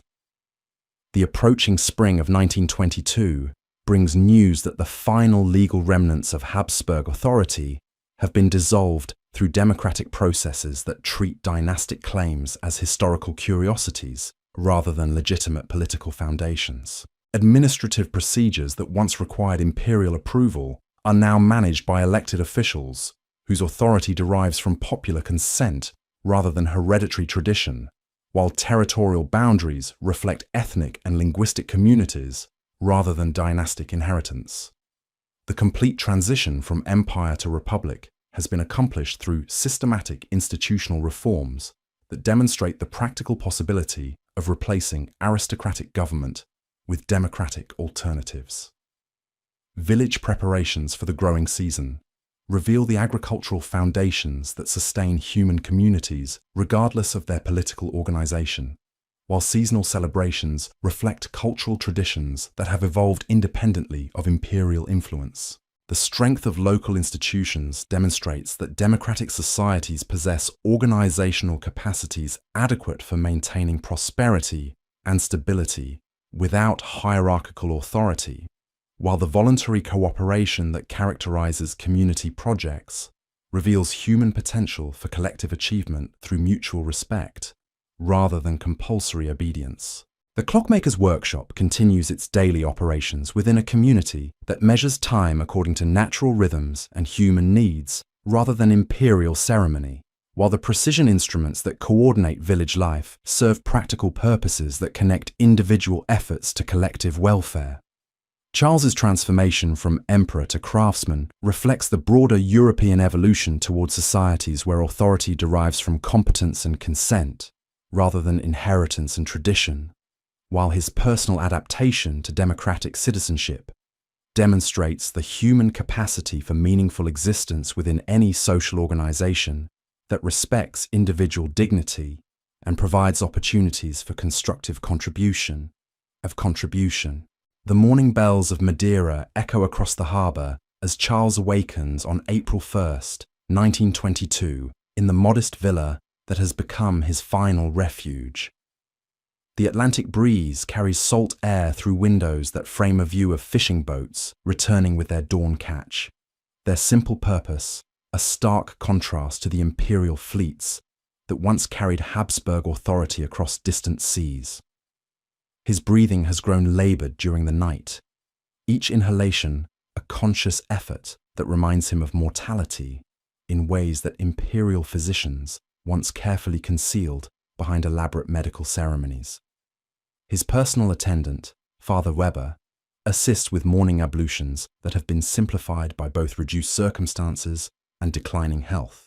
The basin of warm water steams gently in the subtropical morning air, while the simple soap reflects local Portuguese manufacture rather than exotic imports from territories that once acknowledged Habsburg sovereignty. Charles moves slowly but deliberately, each gesture reflecting adaptation to physical limitations that have accompanied his exile to this remote Atlantic island. The breakfast chamber overlooks gardens where banana trees and exotic flowers create a landscape that would have seemed fantastical to his alpine ancestors. Local servants prepare meals using ingredients that reflect Portuguese colonial connections to Africa and South America, their preparations incorporating spices and cooking techniques unknown to traditional Habsburg court cuisine. The morning meal consists of fresh fruit harvested from nearby plantations, bread made from grain imported through trading networks that operate independently of European imperial systems. Letters arrive by steamship from family members scattered throughout Europe, their contents describing continued adaptation to democratic societies where former aristocrats pursue careers based on personal competence rather than inherited privilege. His wife Zita writes from Switzerland about their children's education in schools where democratic values shape curriculum designed to prepare students for citizenship rather than court service.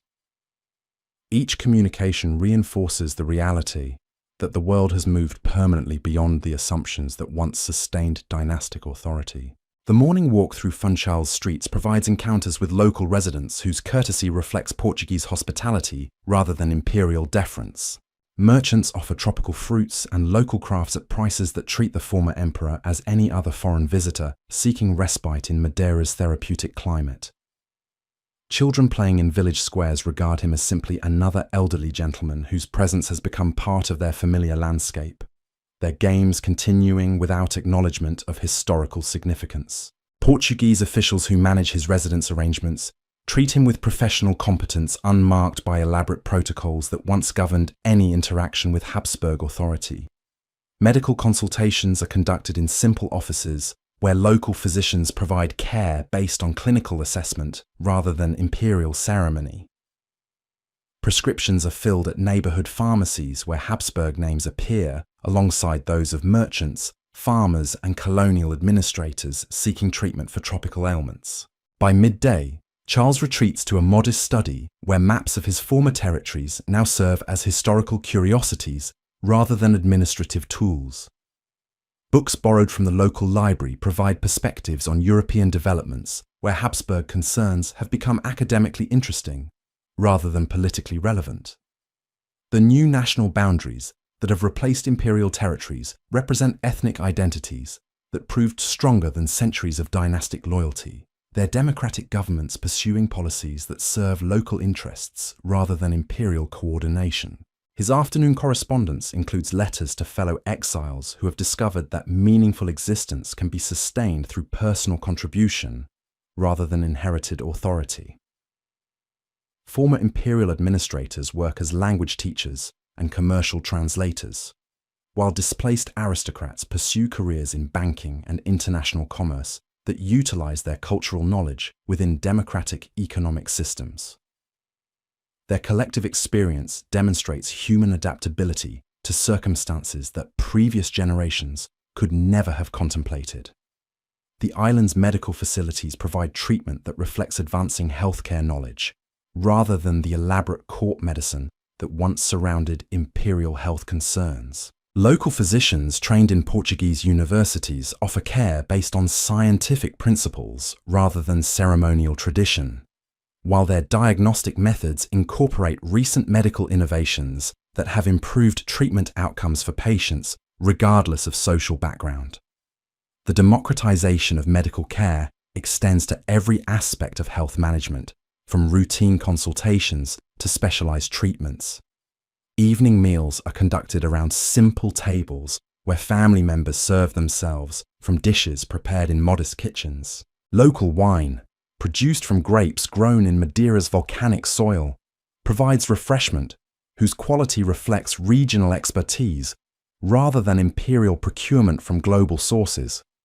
Conversations focus on immediate concerns and island community events rather than international politics or dynastic strategy, their content shaped by present circumstances rather than historical memory. The evening entertainment consists of reading Portuguese newspapers that carry reports about European developments, where former Habsburg territories have achieved stability under democratic governments.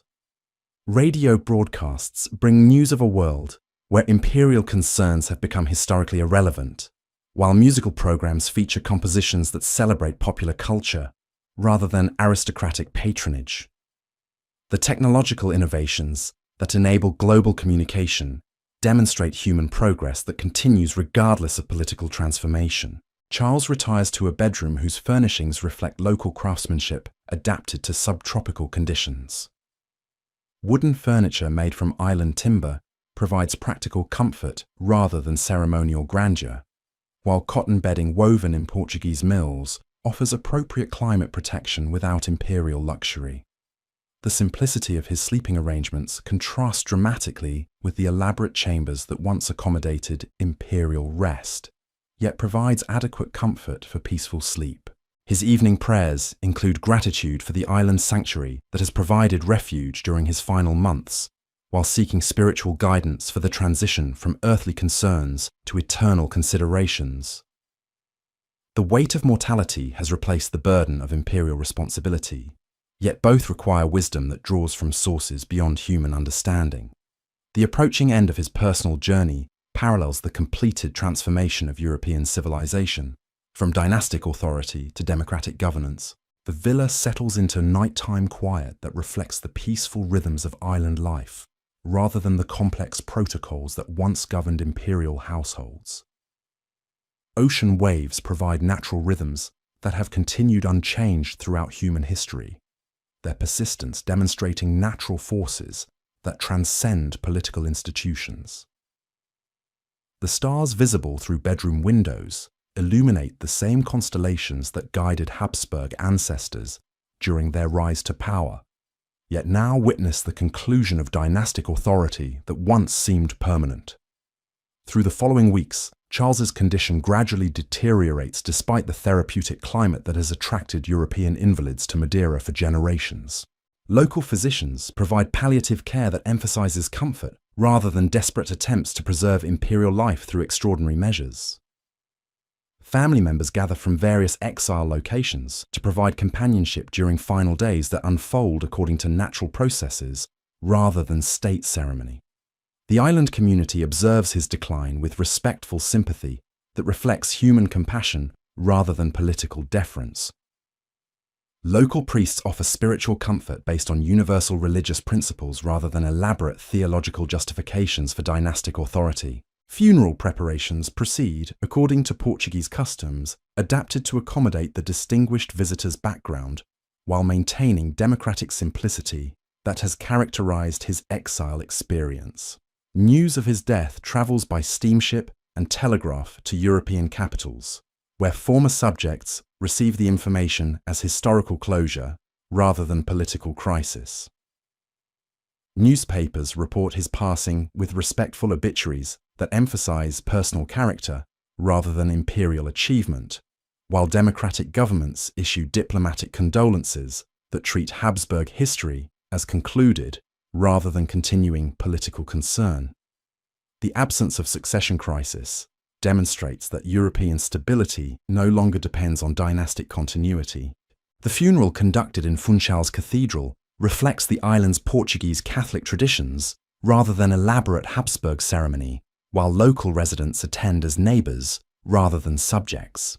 Military honours provided by Portuguese forces acknowledge historical significance without implying political restoration, their protocol designed for diplomatic courtesy rather than imperial recognition.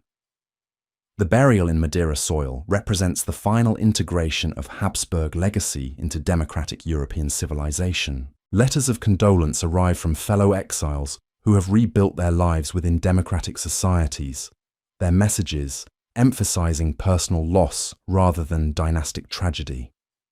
Former imperial officials express gratitude for leadership that provided dignity during impossible circumstances, while displaced aristocrats acknowledge the grace with which he accepted transformation from emperor to private citizen.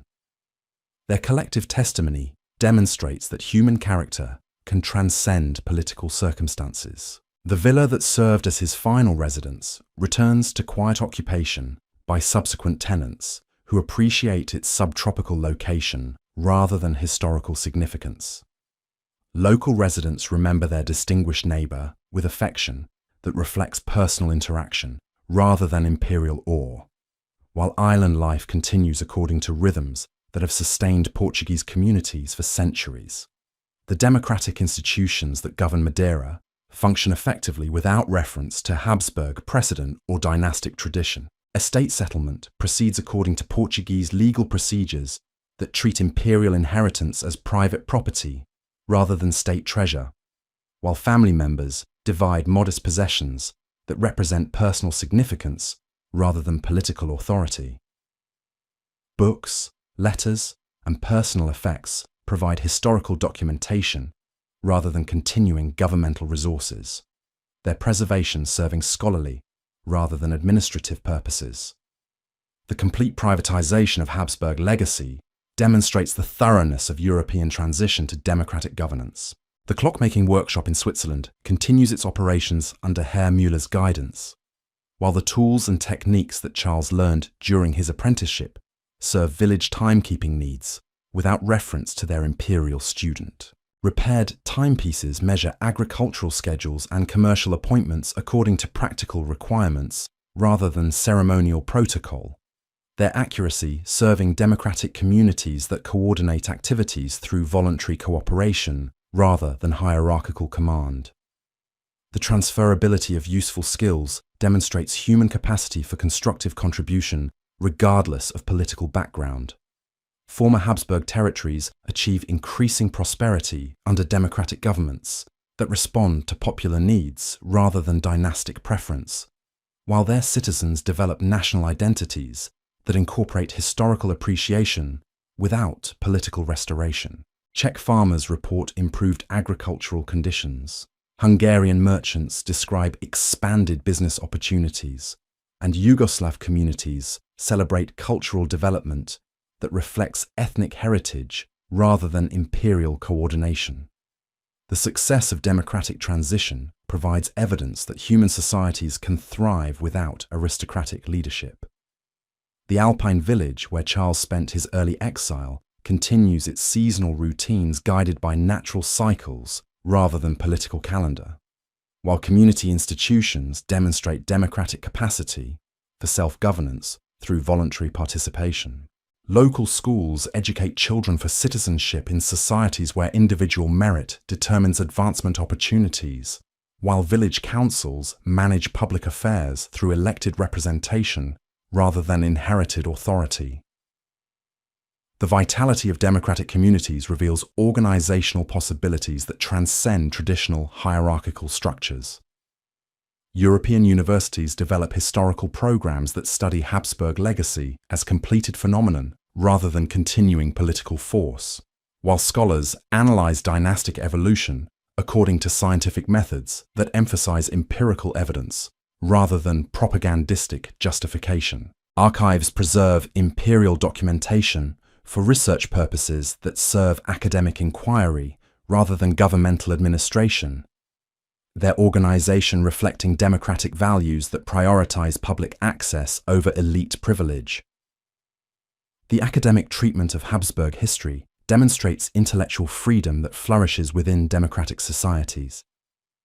International relations proceed according to principles that emphasize popular sovereignty rather than dynastic inheritance, while diplomatic negotiations address practical concerns about trade, security, and cultural exchange, rather than territorial claims based on historical precedent. The League of Nations develops procedures for peaceful conflict resolution that rely on legal principles rather than aristocratic mediation, while member states pursue policies determined by domestic political processes rather than imperial coordination.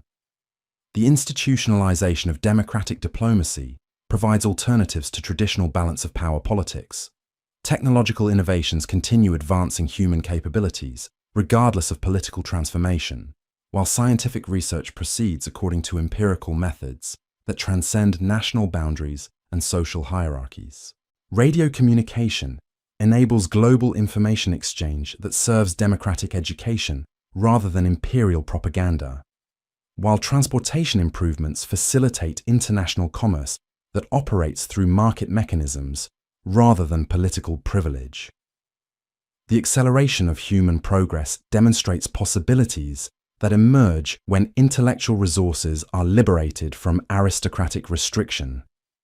Cultural development flourishes within democratic societies where artistic expression reflects popular creativity rather than court patronage, while educational institutions provide opportunities for individual development that serve personal fulfillment rather than dynastic service. Literature, music, and visual arts explore themes that celebrate human potential rather than aristocratic achievement, while their accessibility demonstrates democratic commitment to cultural participation by entire populations rather than elite minorities. The democratization of culture reveals creative possibilities that emerge when artistic resources are distributed according to merit rather than inherited privilege. The European transformation from imperial authority to democratic governance represents completed historical evolution that has created foundations for continued human development based on principles of individual dignity and popular sovereignty. Former Habsburg territories achieve stability through institutions that serve ethnic communities rather than dynastic coordination, while their prosperity demonstrates that human societies can thrive when organized according to democratic rather than aristocratic principles. The success of this transformation provides evidence that political change can occur peacefully when supported by populations prepared for democratic participation. The legacy of Habsburg authority endures through historical appreciation rather than political continuation, while the human qualities that enable dynastic success find expression within democratic societies that reward competence rather than inheritance. Individual character transcends political circumstances, while useful skills contribute to community welfare regardless of their practitioners' social origins. The adaptability demonstrated by Habsburg exiles provides evidence of human resilience that enables meaningful existence within any social organization that respects personal dignity and provides opportunities for constructive contribution. The sun sets on Habsburg imperial authority, not through violent revolution, but through peaceful evolution toward democratic governance that better serves human needs and aspirations. The dynasty that once dominated European politics has been absorbed into historical memory, while the territories they governed achieved prosperity through institutions that reflect popular will rather than hereditary tradition. The transformation represents completed political development that has created foundations for continued human progress based on principles that recognize individual worth and collective responsibility for community welfare. Welfare. The morning sun of 1925 rises over a transformed Europe where the very concept of empire has become a museum curiosity. In the quiet reading rooms of the British Museum, Professor Heinrich von Habsburg, great-grandson of emperors, arrives each morning at precisely 9 o'clock to catalogue medieval manuscripts whose illuminated pages once proclaimed the divine right of kings. His daily routine begins with the same methodical precision that once characterized imperial administration, yet now serves the democratic institution of public scholarship rather than dynastic authority. Heinrich removes his simple wool overcoat in the staff cloakroom, where university graduates from across Europe hang their garments beside his own. The egalitarian arrangement of personal belongings reflects institutional values that prioritize scholarly merit over aristocratic heritage, while conversations conducted in multiple languages demonstrate the international cooperation that has replaced imperial competition. His leather satchel contains notebooks whose careful organization reflects habits inherited from generations of administrators, yet now serves academic research rather than governmental coordination. The manuscript room where Heinrich spends his days houses treasures that once adorned Habsburg libraries, their presence in London reflecting the dispersal of imperial collections through democratic institutions committed to public access rather than private ownership. Illuminated psalters created for medieval emperors now serve researchers whose investigations seek historical understanding rather than political justification, while their preservation demonstrates scholarly dedication to cultural heritage that transcends national boundaries. His morning routine includes consultation with cataloguing systems that reflect modern library science rather than aristocratic preference, their systematic organization enabling efficient research by scholars whose academic credentials matter more than social background. The democratic principles that govern intellectual access ensure that knowledge once restricted to imperial courts now serves educational institutions throughout European society, while collaborative research projects demonstrate scientific cooperation that has replaced dynastic rivalry. Fellow scholars who share Heinrich's workspace represent diverse academic backgrounds rather than aristocratic connections, their expertise earned through university education that emphasizes intellectual achievement over inherited privilege. Conversations conducted over morning coffee address research methodologies and historical interpretation according to empirical standards that demand evidence rather than authority, while their collaborative approach reflects democratic values that prioritize collective understanding over individual preference. The manuscripts Heinrich examines contain chronicles that once celebrated Habsburg achievements, their ornate calligraphy and golden illuminations representing artistic traditions that served imperial propaganda rather than objective documentation. His scholarly analysis approaches these texts as historical sources, whose value lies in evidential content rather than ceremonial significance, while his methodical transcription serves academic preservation rather than dynastic commemoration. Medieval charters that once transferred territories between imperial authorities now provide evidence for scholarly investigations into economic and social development rather than political legitimacy, their legal language reflecting assumptions about hierarchical authority that have been superseded by democratic institutions. Heinrich's paleographic skills enable accurate transcription of documents whose content illuminates social conditions rather than justifying aristocratic privilege, while his linguistic expertise serves historical scholarship rather than diplomatic correspondence. By midday, Heinrich joins colleagues in the museum cafeteria where institutional democracy extends to dining arrangements that seat professors alongside junior researchers without regard for academic rank or social background. Conversations range across scholarly topics that reflect international research cooperation rather than national competition, while their exchanges demonstrate intellectual freedom that flourishes within democratic societies committed to open inquiry rather than ideological restriction. Afternoon sessions involve collaboration with visiting scholars, whose research interests connect British collections to archival materials preserved in democratic institutions throughout Europe. Their cooperative methodology reflecting academic values that transcend political boundaries.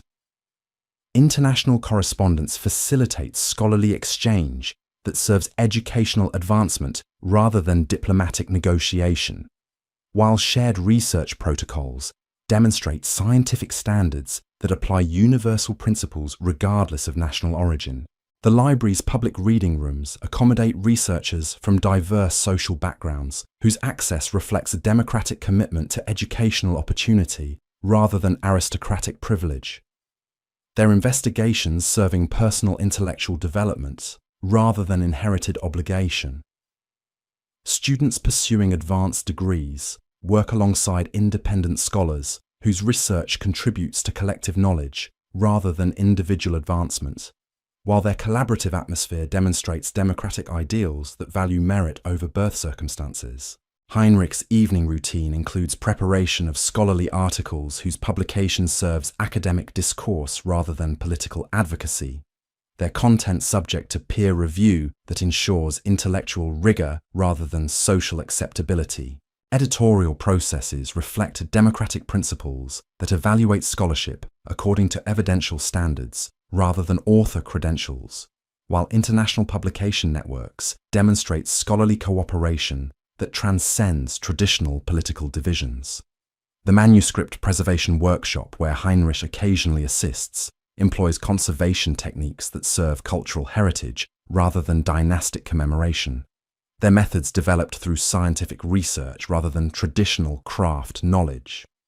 Specialized equipment enables precise restoration work that preserves historical documents for future scholarship rather than ceremonial display, while training programs prepare conservators whose expertise serves public institutions rather than private collectors. Evening lectures at the Royal Historical Society bring together scholars whose research addresses questions that serve educational advancement rather than political justification. Their presentations subject to academic discussion that emphasizes evidence rather than authority. Heinrich's occasional contributions reflect expertise developed through systematic study rather than inherited knowledge. While audience participation demonstrates democratic values that encourage open intellectual exchange regardless of social background, his modest flat in Bloomsbury contains books and papers that reflect scholarly interests rather than ancestral obligation, their organization serving research efficiency rather than ceremonial display. Personal correspondence maintains connections with fellow researchers whose academic careers serve educational institutions rather than governmental administration, while their exchanges focus on intellectual questions rather than political concerns. Weekend visits to country archives provide access to local collections whose preservation reflects community commitment to historical heritage rather than aristocratic tradition, their organization serving scholarly research rather than family commemoration. Village historians whose expertise develops through passionate inquiry rather than professional training contribute valuable insights that demonstrate democratic principles extending to intellectual activity at every social level. The seasonal rhythm of academic conferences brings Heinrich into contact with international scholars whose research addresses common questions through cooperative methodology rather than competitive rivalry, their presentations contributing to collective understanding rather than individual recognition. Professional relationships develop through shared intellectual interests rather than social connections, while collaborative projects demonstrate academic values that transcend traditional hierarchical distinctions. University teaching opportunities allow Heinrich to share paleographic expertise with students whose career goals reflect democratic society's educational possibilities rather than aristocratic limitation. Their academic preparation serving professional advancement within meritocratic institutions rather than inherited privilege. Classroom discussions encourage critical thinking that serves intellectual development rather than ideological conformity, while examination standards apply objective criteria rather than social preference. Research grants awarded through competitive application processes reflect democratic principles that distribute resources according to scholarly merit rather than political influence, while funding decisions serve educational advancement rather than institutional tradition. International cooperation enables access to archival collections that serve academic investigation rather than diplomatic negotiation, while shared research protocols demonstrate scientific standards that transcend national boundaries. The British Museum's democratic governance structure provides institutional framework that serves public education rather than elite preference, while policy decisions reflect scholarly expertise rather than political authority. Staff appointments prioritize academic qualifications over social connections, while administrative procedures serve institutional mission rather than hierarchical tradition. Heinrich's daily contributions to manuscript cataloguing serve scholarly accessibility rather than administrative control, while his expertise enables research possibilities that benefit international academic community rather than national interest. Professional satisfaction derives from intellectual achievement rather than inherited status, while personal identity reflects scholarly accomplishment rather than aristocratic heritage. Evening walks through London streets reveal urban development that serves democratic society rather than imperial grandeur, while public institutions provide cultural resources accessible to entire population rather than elite minority. Museums, libraries, and universities demonstrate civic commitment to educational opportunity that serves individual development rather than social restriction, while their accessibility reflects democratic values that prioritize collective welfare over inherited privilege.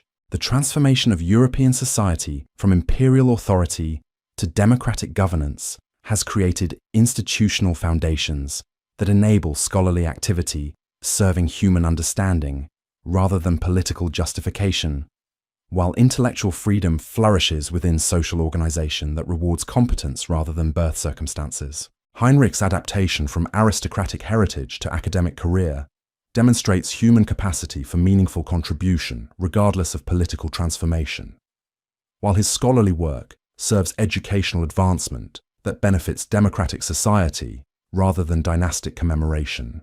Local bookshops that Heinrich frequents provide access to international publications whose content reflects scholarly freedom rather than political restriction, while their democratic organization serves customer preference rather than ideological control.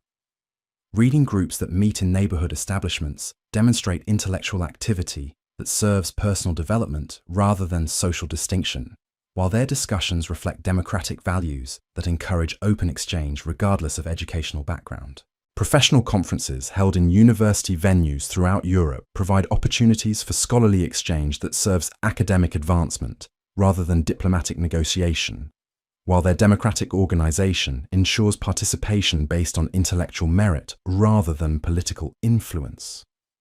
Research presentations address questions that serve human understanding rather than national interest, while collaborative discussions demonstrate scientific cooperation that transcends traditional political divisions. The archive preservation projects that Heinrich occasionally supports serve cultural heritage rather than dynastic commemoration, while conservation techniques protect historical documents for democratic access rather than elite privilege. International cooperation enables resource sharing that serves scholarly investigation rather than political advantage, while professional standards ensure preservation quality that serves future generations rather than contemporary preference.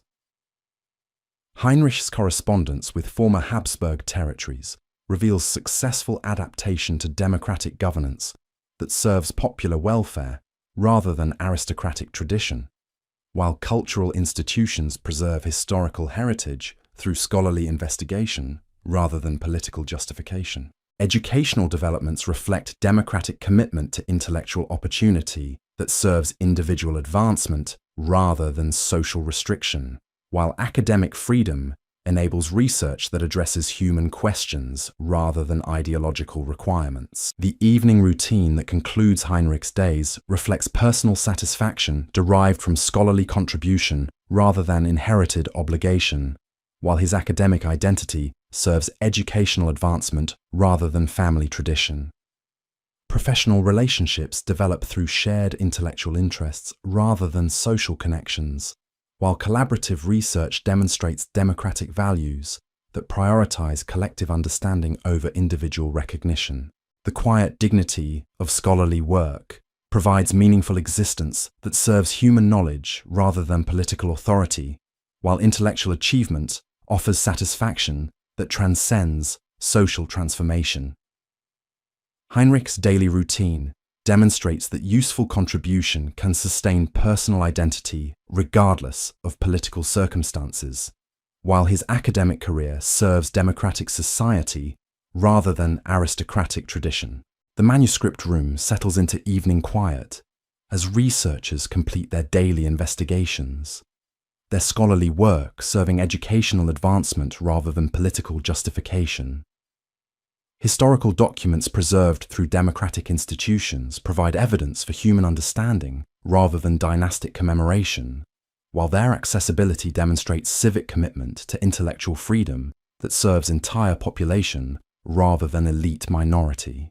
Through the tall windows of the British Museum, London's evening lights illuminate urban development that serves democratic society rather than imperial grandeur, while public institutions provide cultural resources that reflect collective commitment to educational opportunity. The transformation from aristocratic privilege to democratic access has created possibilities for human development that transcend traditional social limitations, while scholarly investigation serves understanding that benefits entire civilization rather than particular interests. Heinrich's personal journey from aristocratic heritage to academic achievement demonstrates adaptability that enables meaningful contribution regardless of political transformation, while his scholarly expertise serves educational advancement that reflects democratic values rather than dynastic tradition. The quiet satisfaction of intellectual work provides purpose that transcends social circumstances, while professional accomplishment offers dignity that serves human understanding rather than inherited status. The manuscripts that Heinrich catalogues will continue serving scholarly research long after their original political significance has been forgotten, while their preservation demonstrates democratic commitment to cultural heritage that serves future generations rather than contemporary preference. The institutional framework that enables such scholarly work reflects civic dedication to educational advancement that transcends traditional social divisions, while intellectual freedom flourishes within democratic society that rewards merit rather than birth circumstances. The year 1938 brings autumn shadows across the courtyard of Mariazell Abbey, where Brother Gottfried tends the monastery gardens with methodical precision learned through decades of Benedictine routine. His weathered hands, once soft with aristocratic privilege, now bear the calluses of honest labour as he harvests late vegetables that will sustain the monastic community through another alpine winter. The morning bells that summon him to prayer echo the same bronze tones that once called his ancestors to imperial ceremonies, yet now serve purely spiritual purposes divorced from worldly authority. His cell contains only essential furnishings befitting monastic poverty: a narrow wooden bed, a simple pine desk, and shelves lined with theological texts whose margins bear careful annotations in his precise handwriting. The morning routine begins before dawn with private prayer conducted in Latin that connects him to centuries of Christian contemplation, while the breviary that guides his devotions reflects universal religious tradition rather than Habsburg ceremonial. His brown Benedictine habit, woven from rough wool by the monastery's own workshops, replaces the silk and velvet that once marked his imperial heritage. The monastery's scriptorium provides refuge where Brother Gottfried applies paleographic skills inherited from his scholarly ancestors to copying manuscripts that serve religious education rather than political documentation.